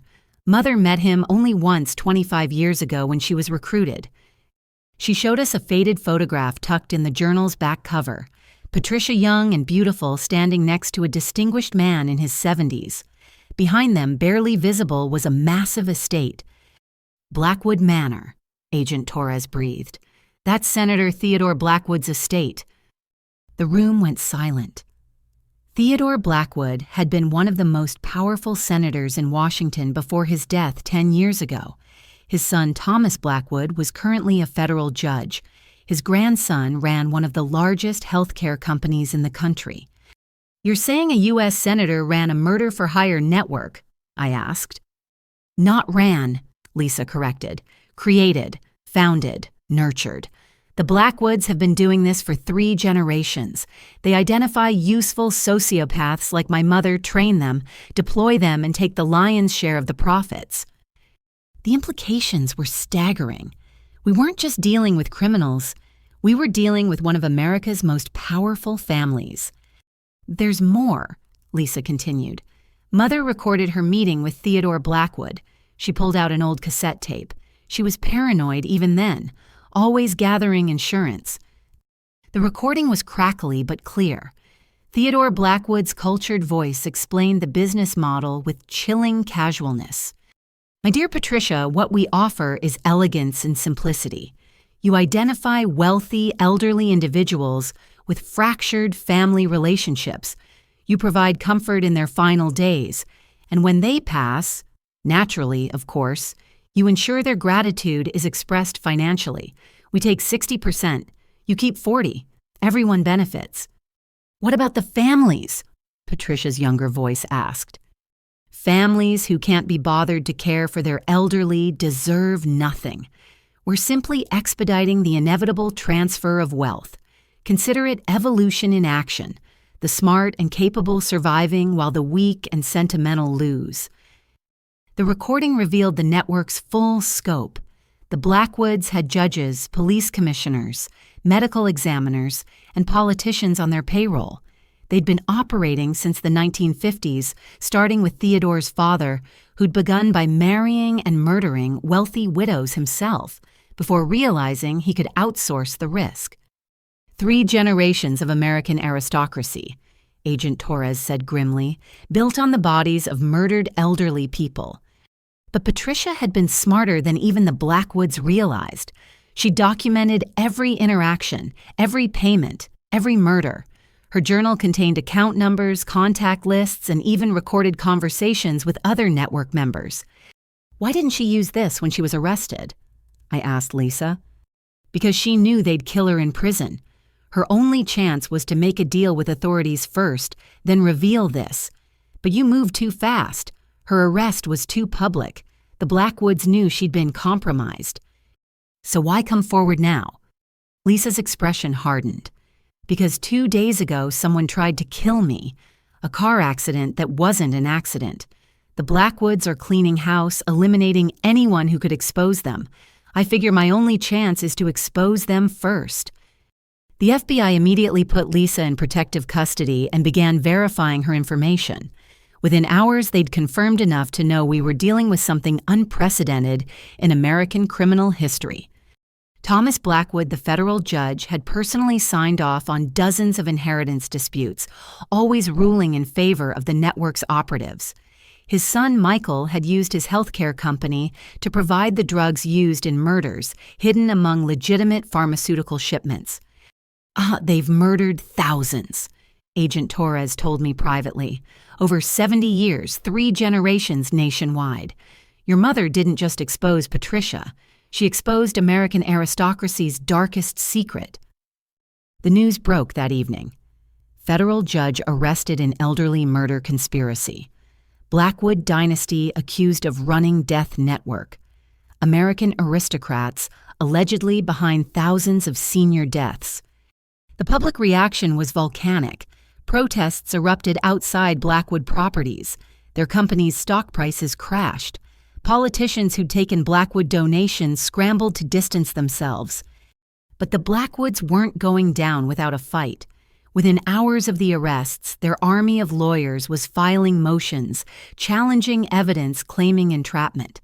They had the best legal minds money could buy and connections throughout the justice system. That's when we received unexpected help. Reginald Blackwood Thomas's younger brother came forward. He'd been estranged from the family for 30 years, living quietly in Maine as a small-town doctor. I discovered what they were doing in 1993, he told investigators. I tried to stop them, threatened to go to the police. They destroyed my career, my marriage, everything. But I kept copies of what I found. Reginald's evidence was devastating. Financial records showing payments to Patricia and dozens of others. Correspondence between family members discussing acquisitions, their code word for murders. Even a recording of Theodore Blackwood explaining to his sons how to identify corruptible officials. The key, Theodore's voice instructed, is to find people with secrets, sexual indiscretions, financial troubles, hidden addictions. Once you own their secrets, you own them. The investigation expanded exponentially. The FBI, DEA, IRS, and Justice Departments from 27 states formed a joint task force. What they found was a cancer that had metastasized throughout American institutions. Judges who'd been paid to rule favorably in inheritance disputes, police chiefs who'd squashed investigations, medical examiners who'd falsified causes of death, politicians who'd blocked elder protection legislation. The Blackwoods had corrupted every system meant to protect the vulnerable. It's the largest criminal conspiracy in American history, the Attorney General announced. The victims number in the thousands. The stolen assets exceed $50 billion, and it was all hidden behind a veneer of respectability and public service. Patricia, watching her empire crumble from her cell, finally understood she'd been a pawn in a much larger game. The Blackwoods had used people like her as disposable assets, taking the profits while letting their recruits take the risks. I want to testify, she told prosecutors. Not for a deal. I know I'm dying in prison. But they used me. They used all of us. Let me help burn it all down. Patricia's testimony was devastating. She revealed training camps where the Blackwoods taught murder techniques, secret meetings in Washington where targets were selected based on their net worth and family situations, even a point system that rewarded killers for efficiency and discretion. They called us harvesters, Patricia testified, like we were farming the elderly for profit. They had quotas territories, even performance reviews. It was corporate murder. The trial preparations revealed the full list of victims. My family had been targeted not randomly, but specifically. Dad's construction company had valuable contracts.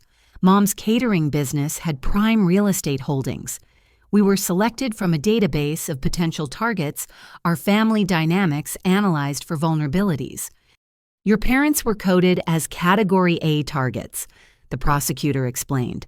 High net worth, recent marital separation, adult children with independent lives. To the Blackwoods, they were perfect victims.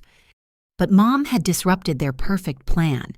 Her intelligence, paranoia, and sheer determination had unraveled 70 years of careful construction. One dying woman had brought down an empire. As more evidence emerged, the public learned the true scope of the horror. Nursing homes owned by Blackwood shell companies where mortality rates were suspiciously high. Grief counseling centers that were actually recruitment facilities. Even a publishing company that produced books promoting the idea that the elderly were burdens on society. They didn't just kill for money, the lead prosecutor said. They created a culture that devalued elderly lives, making their murders seem almost acceptable. It was psychological warfare on a massive scale. The Blackwood trials became the most watched legal proceedings in history. Every day brought new revelations, new victims, new depths of depravity. Thomas Blackwood, stripped of his judicial robes, sat stone-faced as family after family testified about loved ones lost. Michael Blackwood tried to flee the country but was arrested at a private airfield. His company's board of directors, realizing the scope of their liability, turned over every document they could find. The evidence was overwhelming. But it was a simple photo that broke the case wide open. Found in Theodore Blackwood's estate papers was a group photo from 1955. 20 young people all smiling at what looked like a corporate retreat. The caption read, "First graduating class, Harvest Academy." They'd been training killers for almost 70 years. Public outrage reached a crescendo when investigators revealed that several prominent politicians had graduated from Harvest Academy. These weren't just random criminals. They were people in positions of power who'd been systematically murdering the elderly while crafting legislation. "This is our darkest hour," the president said in a national address. To discover that those entrusted with protecting our most vulnerable citizens were instead preying upon them shakes the foundation of our democracy. But we will have justice, we will have reform, and we will honor the victims by ensuring this never happens again. The trials would continue for years. The financial restitution would take decades to sort out. But the network was destroyed, its leaders imprisoned, its corruption exposed. And at the center of it all was the evidence my mother had gathered while dying of cancer and being slowly poisoned.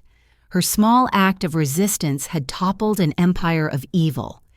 Standing in the federal courthouse watching the Blackwoods being led away in chains, I thought about the butterfly effect. Mom had just wanted to protect her children's inheritance. Instead, she'd protected thousands of elderly Americans from a predatory network that had operated with impunity for generations. "Your mother was a hero," Agent Torres said, standing beside me. "I hope you know that." I did know it. But more than that, I knew that Mom would have been satisfied with the outcome.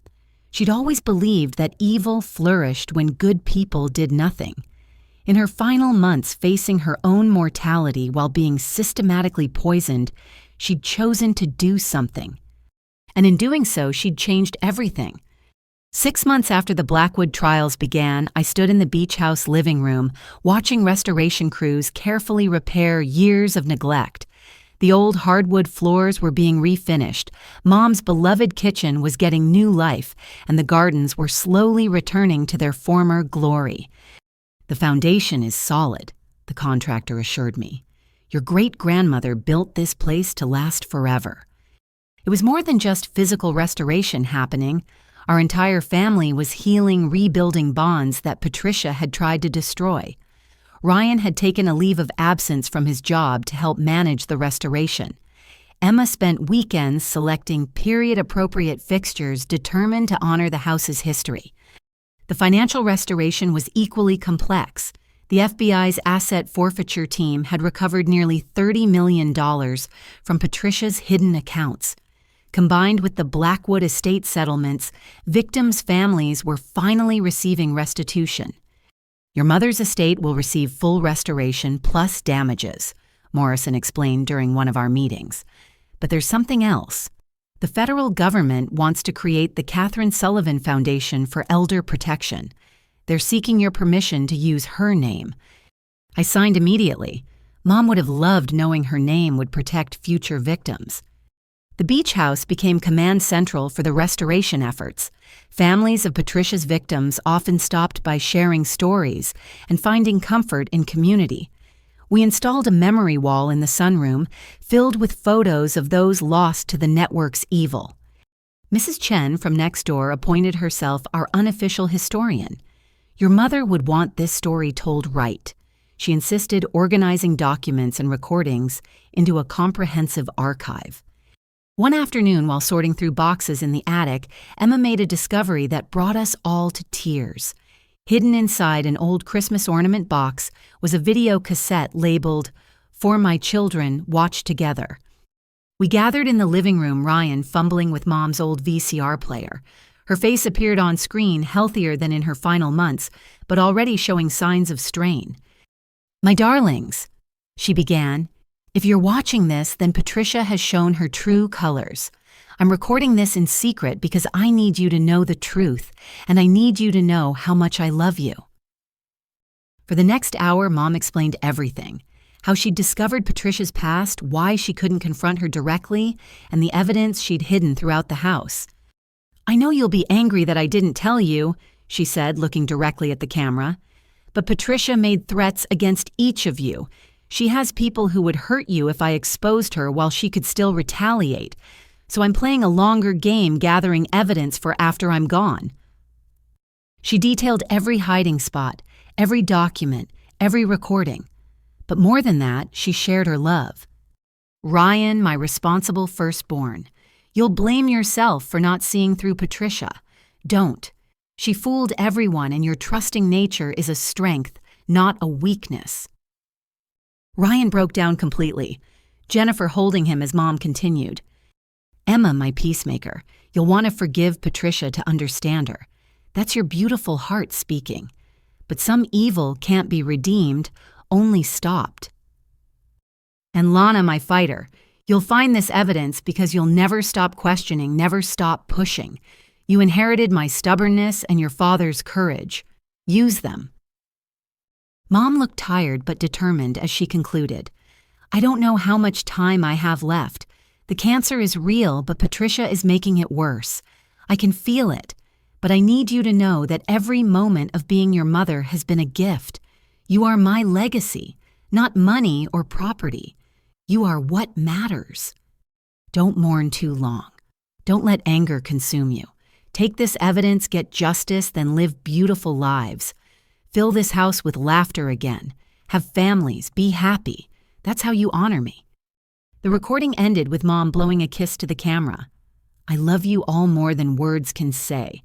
Now go show Patricia and anyone else who threatens our family what Sullivans are made of." We sat in silence, tears streaming until Emma finally spoke. She knew everything and still found strength to fight.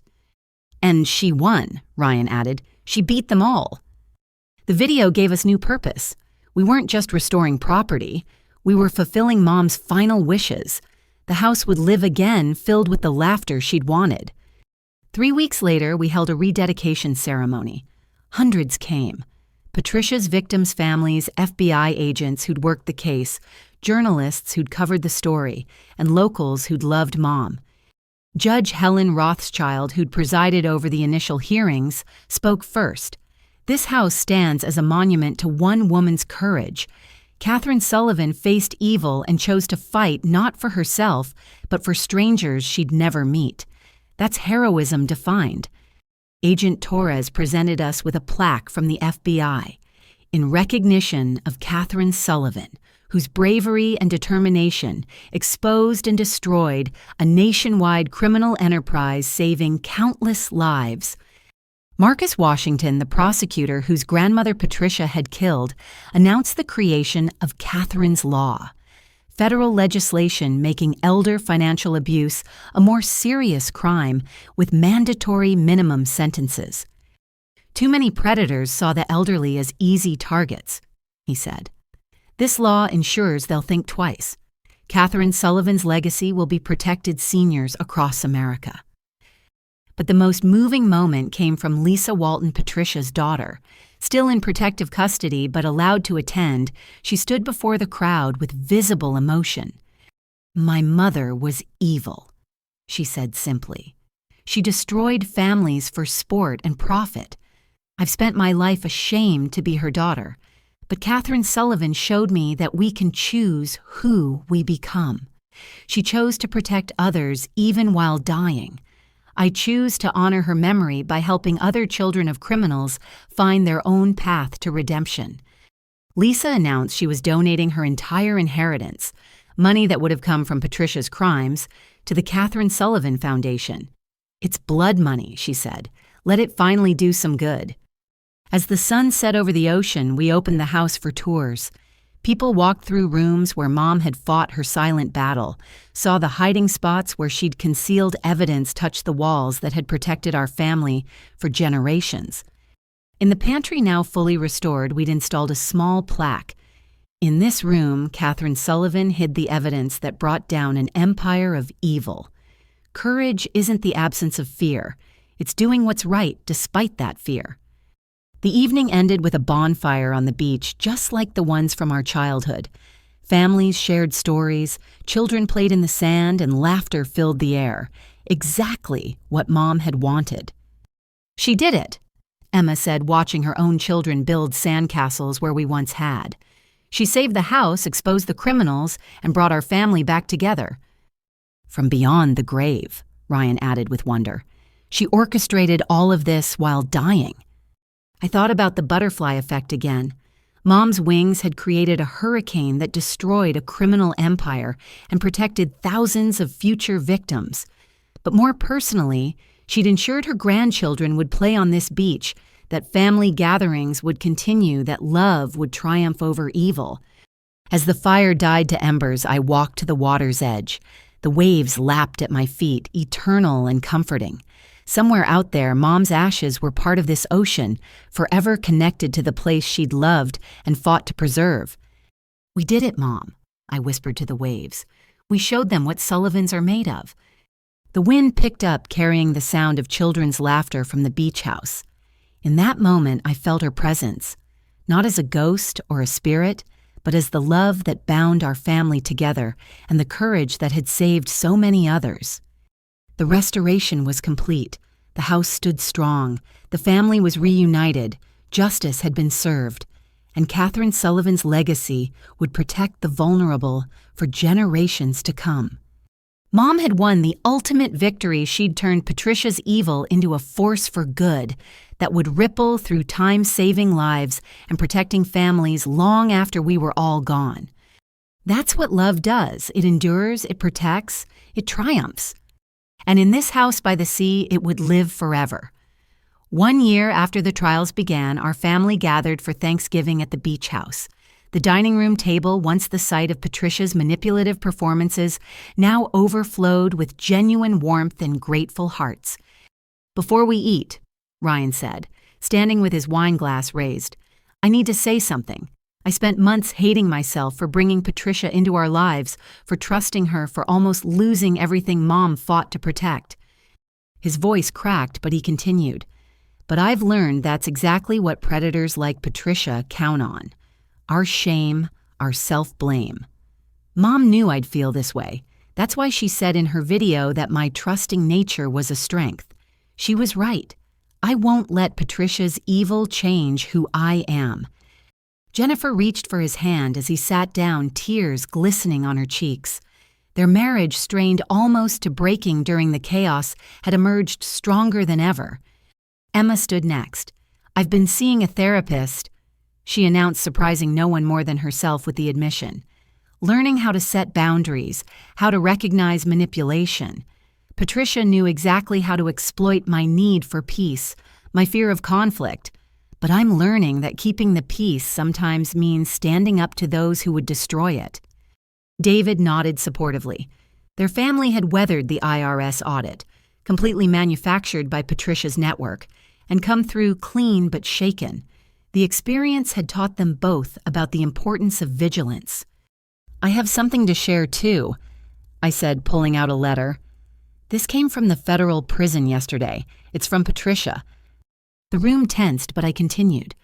I debated whether to even open it, but I'm glad I did. I'm going to read it because I think we all need to hear this. The letter was short, written in Patricia's once elegant handwriting, now shaky with age and confinement. Lana, I am dying. Pancreatic cancer, the doctors say. Ironic, isn't it? I spent years hastening others' deaths from illness, and now I face my own with no one to poison me faster. I won't ask for forgiveness. I know better. But I need you to know something. Your mother was the only person who ever truly saw me. Not the facade, but the monster beneath. And instead of running or cowering, she fought back. I've murdered 43 people. I've destroyed hundreds of families. I felt nothing for any of them. But your mother, she made me feel something I'd never experienced: fear. Fear that someone was smarter than me. Fear that good might actually triumph. She won. Not just legally, but completely. She died knowing she'd beaten me. Do you understand what that means? In 40 years of crime, she was my only defeat. I'm not writing for sympathy or understanding. I'm writing because someone should know that Catherine Sullivan was the most formidable opponent I ever faced. I'm the monster in your family's story, but she was the hero in mine. The only one who could stop me. Tell your siblings their mother was extraordinary. Tell her grandchildren their grandmother saved lives. And know that even a sociopath like me can recognize true courage when faced with it. I'll be dead before Christmas. I'm terrified. I always thought I'd feel nothing at the end, but I'm scared. Your mother faced death with grace while I poisoned her. I face it alone with only my crimes for company. She won in every way that matters. Patricia Morrison Walton. The room sat in stunned silence. Finally, Emma spoke. Even dying, she's trying to manipulate us, making it about Mom's victory to seem like she has respect for her. Maybe, I said, or maybe even monsters recognize when they've met their match.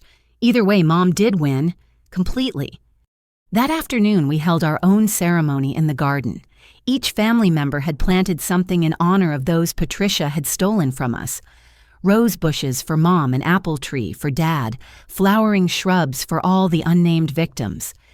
Marcus Washington arrived with his family carrying a small oak sapling. For my grandmother, he said. She loved oak trees, said they were strong enough to weather any storm. Other families joined throughout the day. The garden became a living memorial, each plant representing a life taken, but not forgotten. By sunset, what had been Patricia's wasteland of neglect had become a thriving testament to resilience. Your mother would love this, Mrs. Chen said, admiring the transformation. Beauty from ashes, life from death, very poetic. That evening, as families mingled on the beach, I noticed Lisa Walton standing apart watching the children play. I joined her, offering a cup of hot cider. Thank you for inviting me, she said quietly. I wasn't sure I'd be welcome. You're a victim too, I replied. Patricia stole your childhood, your sense of safety, your ability to trust. You're as much a part of this healing as anyone.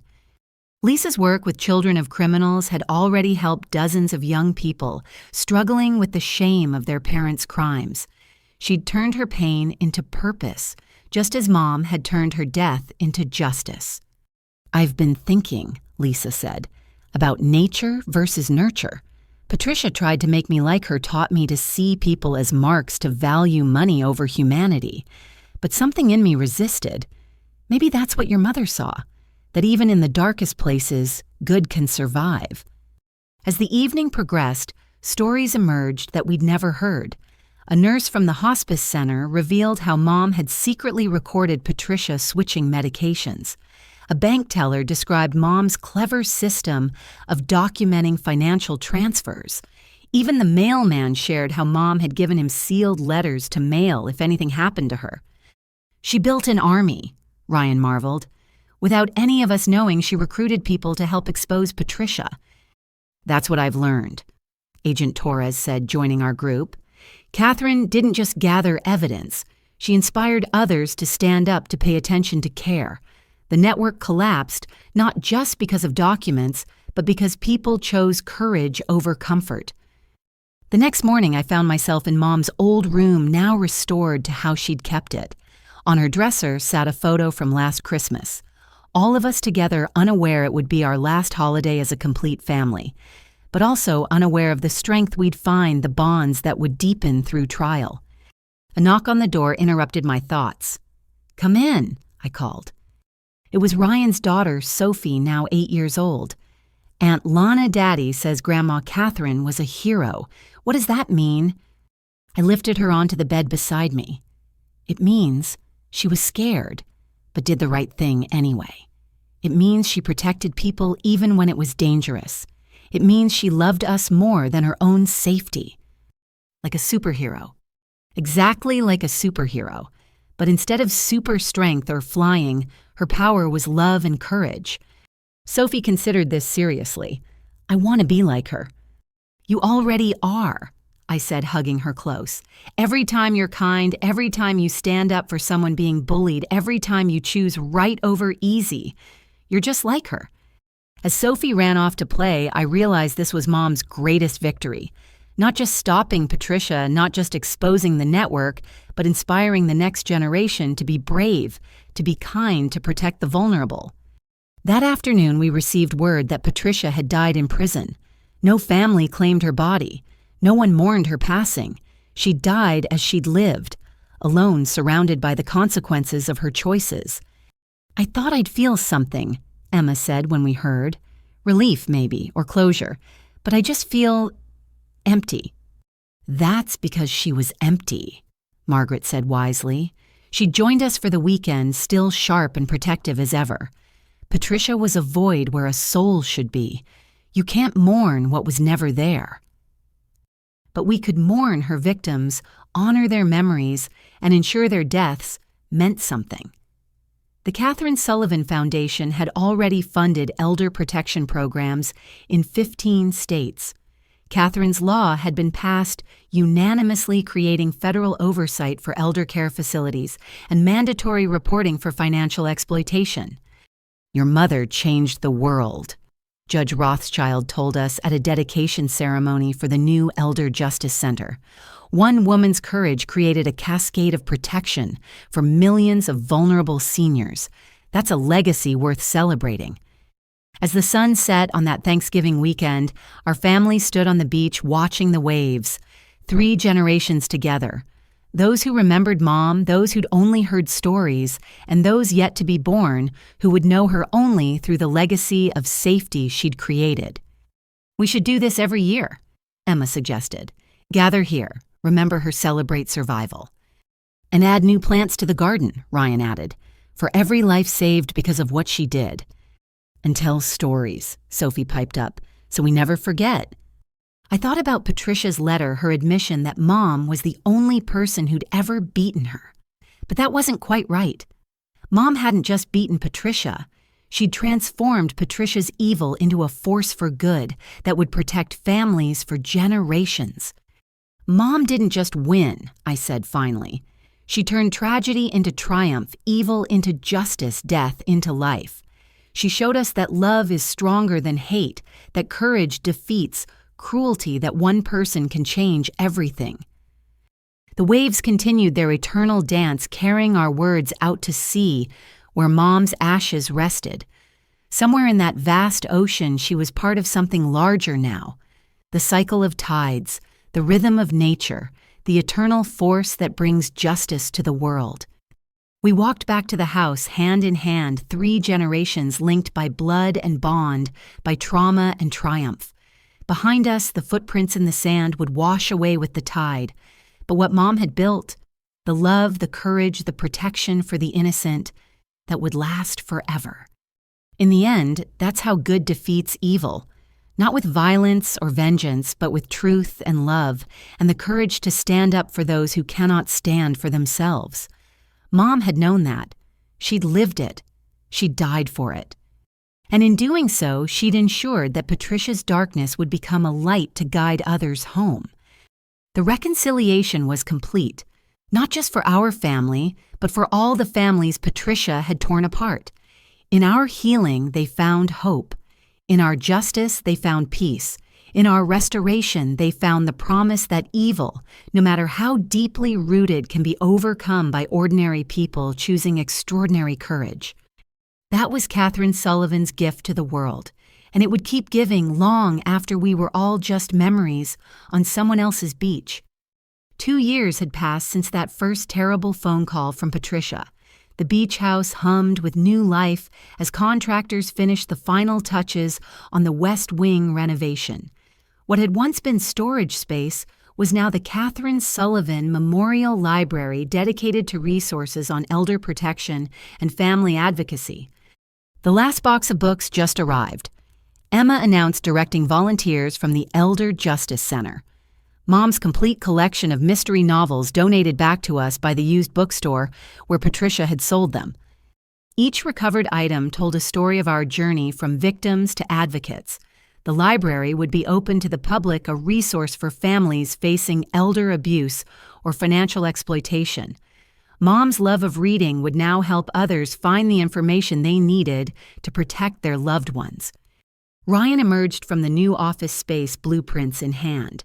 The contractor says we can break ground on the community center addition next month. The foundation has already raised enough for the first phase. The Catherine Sullivan Foundation had grown beyond our wildest dreams. What started as a way to honor Mom had become a nationwide movement. Chapters in 20 states, thousands of volunteers, and a hotline that had already helped prevent hundreds of potential elder abuse cases.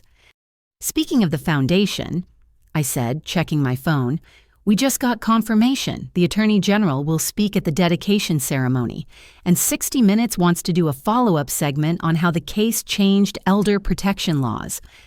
The media attention had been overwhelming at first, but we'd learned to use it strategically. Every interview, every article, every documentary was another chance to warn families about predators like Patricia and empower them to protect their elderly loved ones. Marcus Washington arrived that afternoon with exciting news.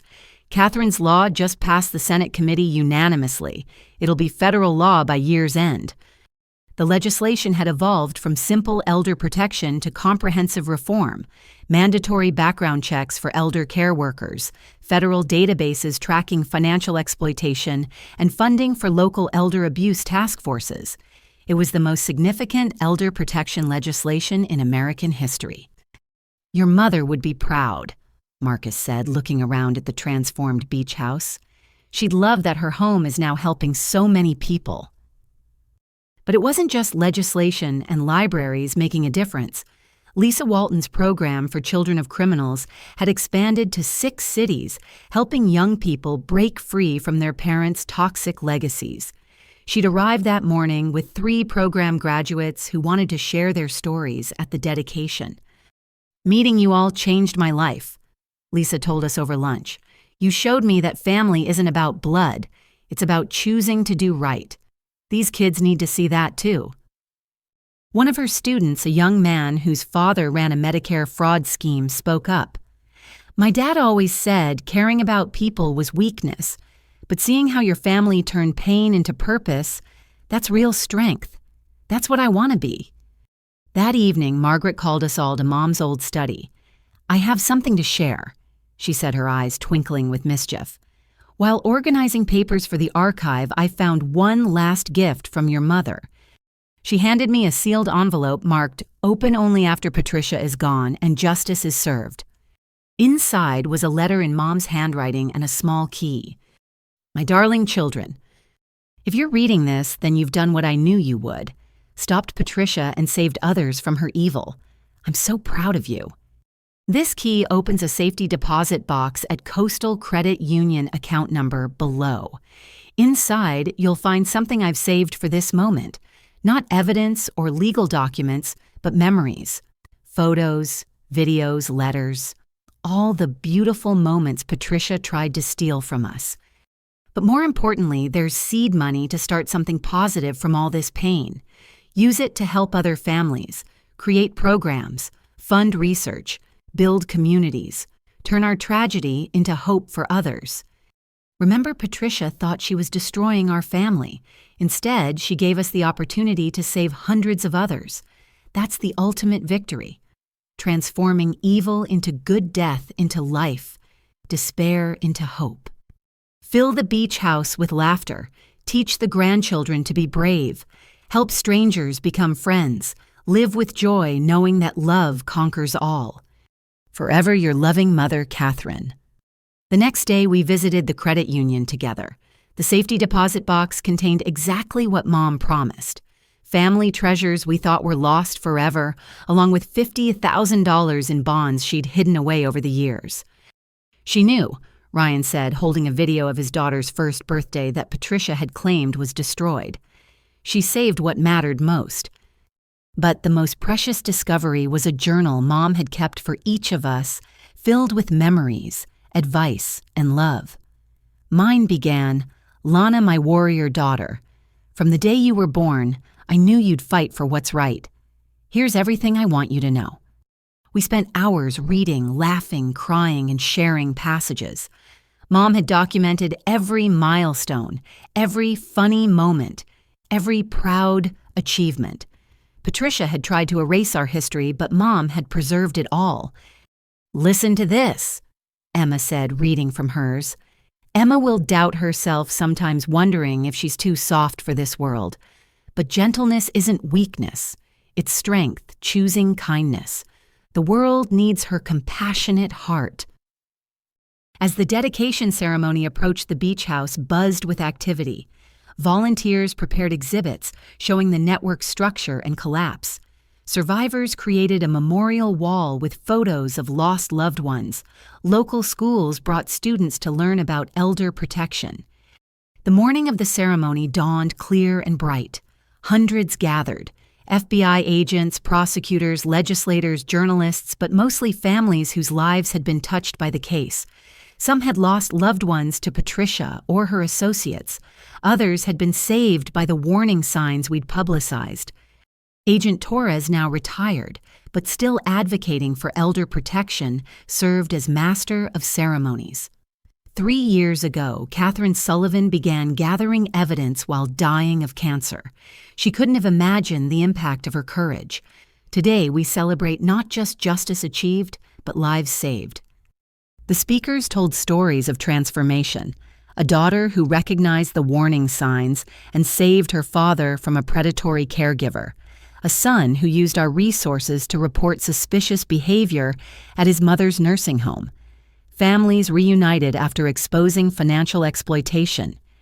Catherine Sullivan gave us permission to trust our instincts, one woman testified. My mother's new friend seemed too good to be true, too interested in her finances. Because of Catherine's story, I investigated. That woman had 3 previous elderly victims. We stopped her before she became the 4th. When my turn came to speak, I looked out at the crowd and saw Mom's impact multiplied 100-fold. Each person there represented a family, protected a predator, stopped a life saved. My mother faced a choice, I began. She could go quietly avoiding conflict, hoping we'd be okay, or she could fight knowing it might accelerate her death but would protect others. She chose to fight. I shared how that choice had rippled outward, exposing not just Patricia, but an entire network creating new laws, funding protection programs, and inspiring ordinary people to extraordinary courage.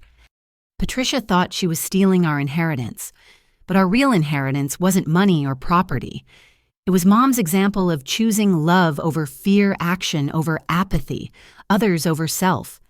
That's an inheritance that multiplies when shared. The ceremony concluded with the official opening of the Catherine Sullivan Memorial Library and Resource Center.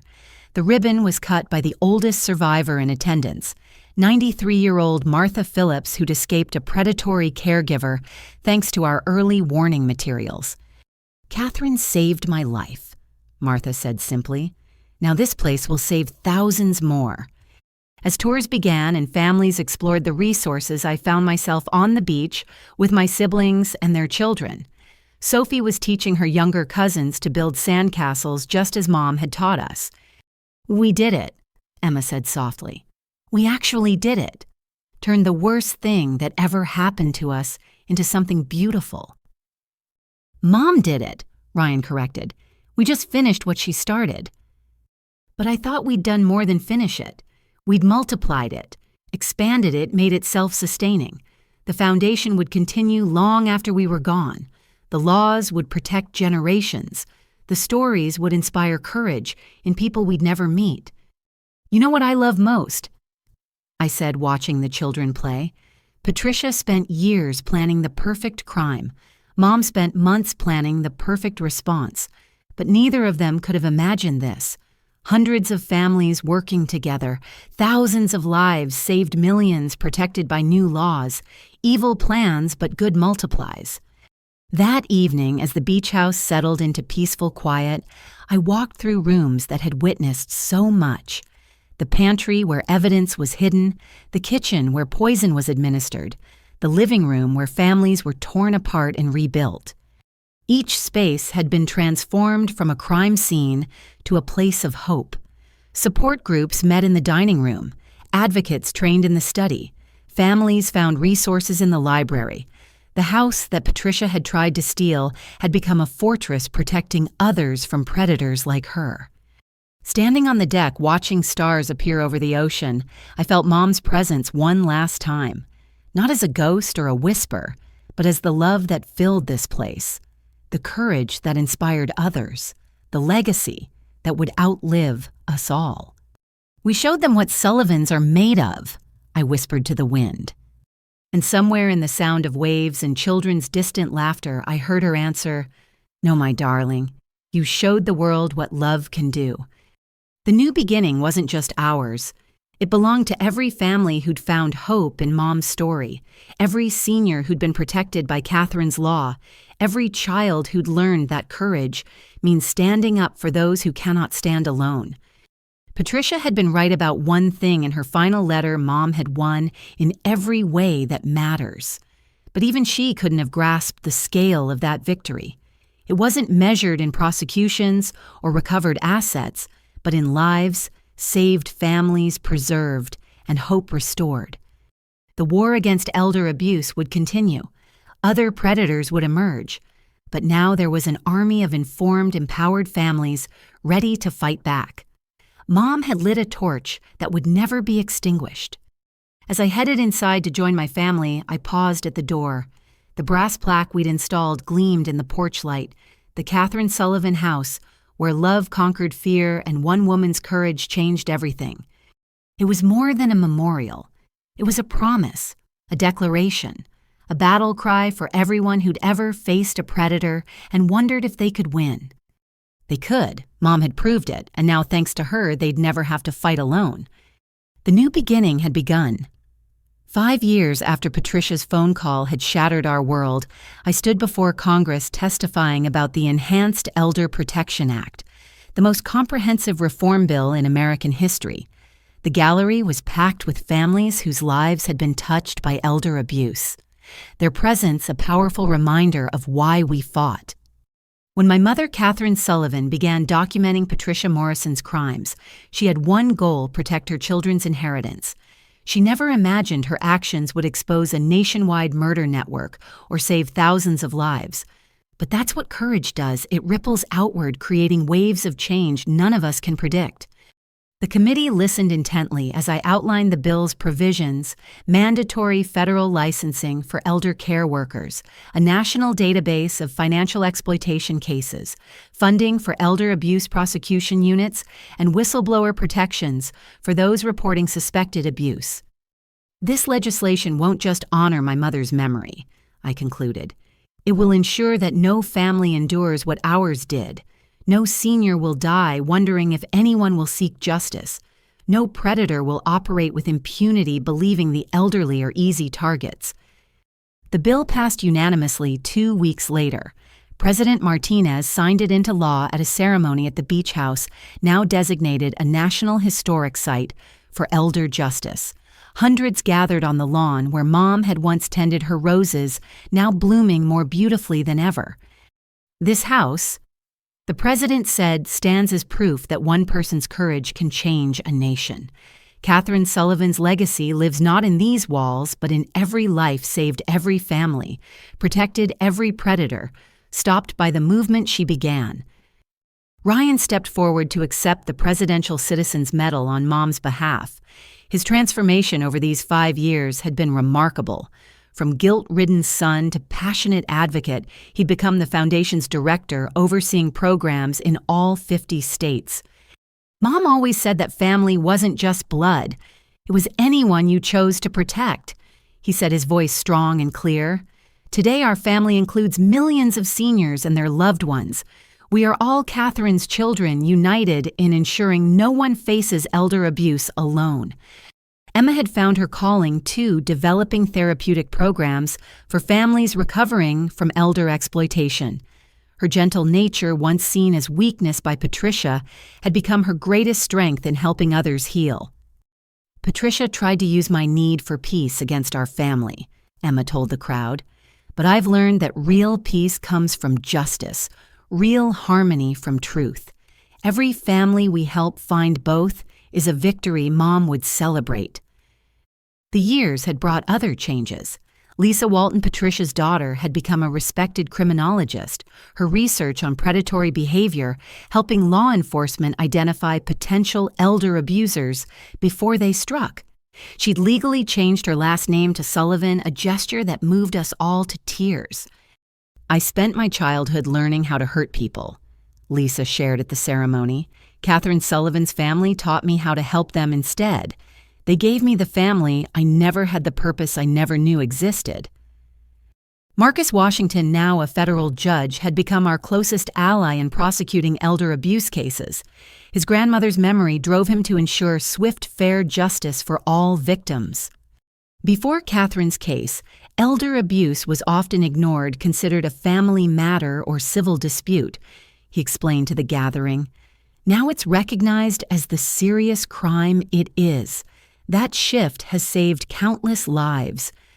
The Catherine Sullivan Foundation had grown into an international organization. Chapters in 12 countries, partnerships with the United Nations, and programs that had helped over 1 million families recognize and prevent elder abuse. The Beach House hosted training sessions, support groups, and an annual conference that drew experts from around the world. But perhaps the most meaningful testament to Mom's legacy stood in the memorial garden. What had started as a few plants honoring Patricia's victims had become a sprawling sanctuary. Thousands of markers, each representing a life lost to elder abuse, surrounded by vibrant flowers planted by surviving family members. Each flower is a promise. I explained to visitors during tours, a promise that their loved one's death wasn't in vain, that their story will protect others, that love ultimately defeats evil.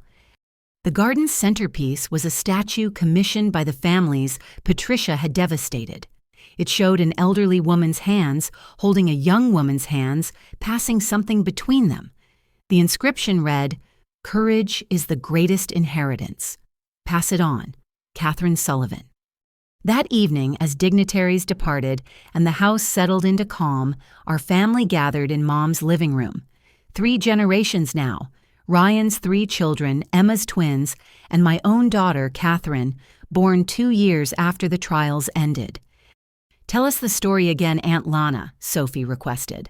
Now 13, she'd become the family historian, documenting every detail of our journey. So I told them, as I had many times before, about the phone call that started everything, about Mom's hidden evidence and midnight documentation, about Patricia's evil and the network's collapse, about how one dying woman's courage had changed the world. But this time I added something new. Your grandmother's greatest victory wasn't stopping Patricia or exposing the network. It was showing us that ordinary people can do extraordinary things when they choose love over fear. Each of you carries that legacy. Every time you stand up to a bully, help someone in need, or speak truth to power, you honor her memory. Little Catherine, 5 years old, with Mom's eyes and stubborn chin, piped up. Was Grandma Catherine scared? Terrified, I admitted. But she did it anyway. That's what courage is. Being scared but doing the right thing regardless. Like when I told the teacher that Billy was being mean to the new kid. Exactly like that. As the children ran off to play, we adults sat quietly reflecting on the journey. The beach house, once a crime scene, had become a beacon of hope. The family Patricia tried to destroy had grown stronger and larger. The evil she'd perpetrated had been transformed into a force for good that would outlast us all. Sometimes I wonder what Mom would think of all this, Emma mused. She'd be embarrassed by the attention, Ryan said with a smile, but proud of the results. She'd want us to keep fighting, I added, to never become complacent, never assume the work is done. They were right. Elder abuse hadn't disappeared with Patricia's network. New predators emerged regularly, finding innovative ways to exploit the vulnerable. But now they faced an educated, empowered opposition. Families knew the warning signs. Law enforcement had the tools. Courts had the precedents. Most importantly, the cultural shift Mom had initiated continued growing. The elderly were no longer seen as easy targets, but as valued community members deserving protection and respect. Elder abuse was no longer a hidden shame, but a crime that prompted swift action. As we prepared for bed, I found myself in Mom's study, now my office. Her portrait hung above the desk, painted from her last healthy Christmas photo. She gazed out with that mix of warmth and determination I remembered so well. "We did it, Mom," I whispered. "We showed them what Sullivans are made of." But I knew the work wasn't finished. Tomorrow would bring new challenges, new predators, new families needing help. The Catherine Sullivan Foundation would be there trained and ready. The laws bearing her name would protect the vulnerable. The children bearing her legacy would carry on the fight. A soft knock interrupted my thoughts. Little Catherine peeked around the door, teddy bear in hand. "Mommy, I had a bad dream about bad people hurting grandmas and grandpas." I lifted her into my lap, holding her close. "Want to know a secret? Bad people exist, but good people are stronger, and we have an army of good people protecting grandmas and grandpas now. Because of Grandma Catherine, She settled against me, comforted. "When I grow up, I want to protect people too." "You will, sweetheart, you will." As she drifted off to sleep, I carried her to her room, tucking her into the bed that had once been mine. The same room where I'd hidden from storms, where Mom had read me stories, where Patricia had claimed to find drugs in a desperate attempt to discredit me. Now it sheltered a new generation, one that would grow up knowing their voice mattered, their courage counted, their love could change the world. Standing in the doorway watching my daughter sleep peacefully, I understood the true magnitude of Mom's victory. She hadn't just stopped a criminal network or saved thousands of elderly victims. She'd fundamentally changed how we, as a society, protect our most vulnerable members. The ripples continued spreading.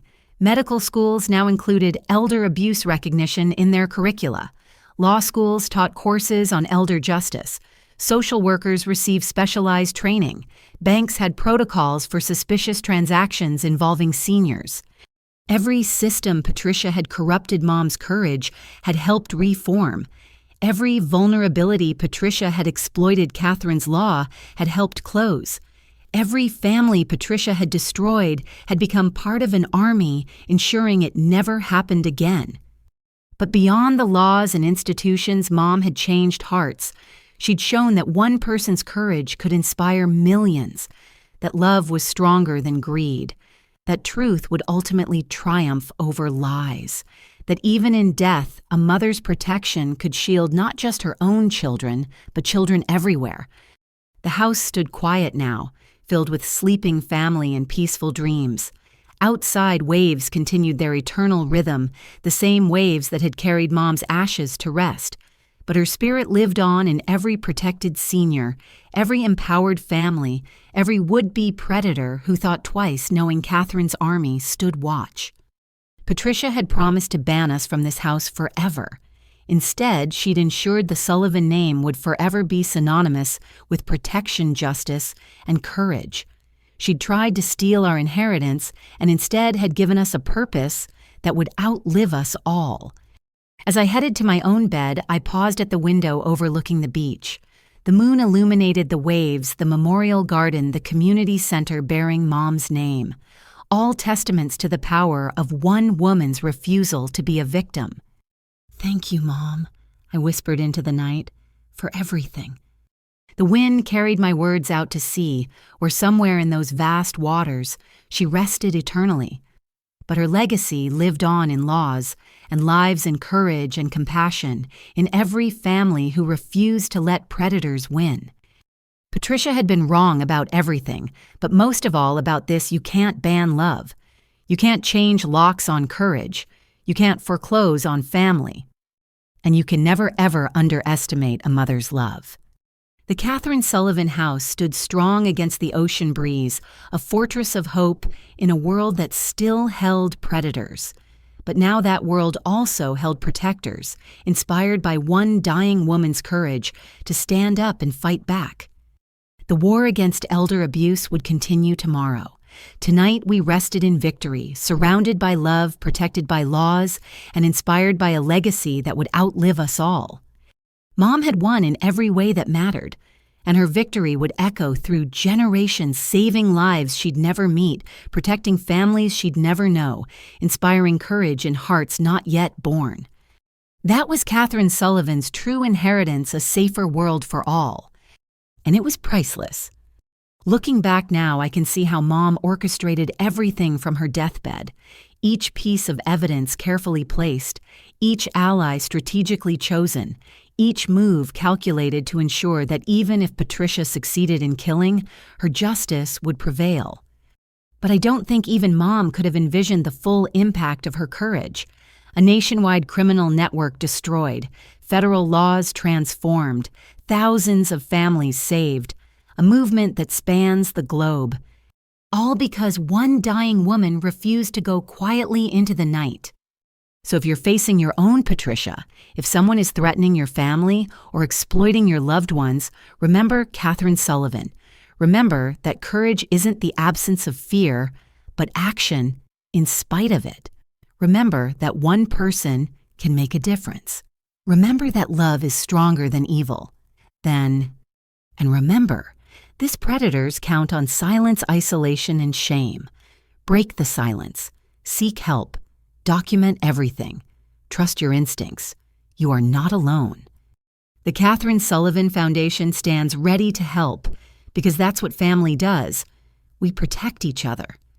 Thank you for joining us on this journey. Thank you for caring about our story. Thank you for being part of the army that protects our most vulnerable. Together we are all Catherine's children. Together we stand guard. Together we ensure that love triumphs over greed, courage defeats cruelty, and no elder faces abuse alone. That's our promise. That's our purpose. That's the legacy of a woman who loved her children enough to fight evil from her deathbed and win. What will your legacy be? How will you protect those who cannot protect themselves? When will you stand up and say, enough? The choice is yours. But know this, if you choose courage, you'll never stand alone. Catherine's army stands with you. Now and always, if this story moved you, please share it with others who might need to hear it. Like and subscribe to stay connected with more stories of courage, triumphing over evil. Comment below with your own experiences or how Catherine's story inspired you.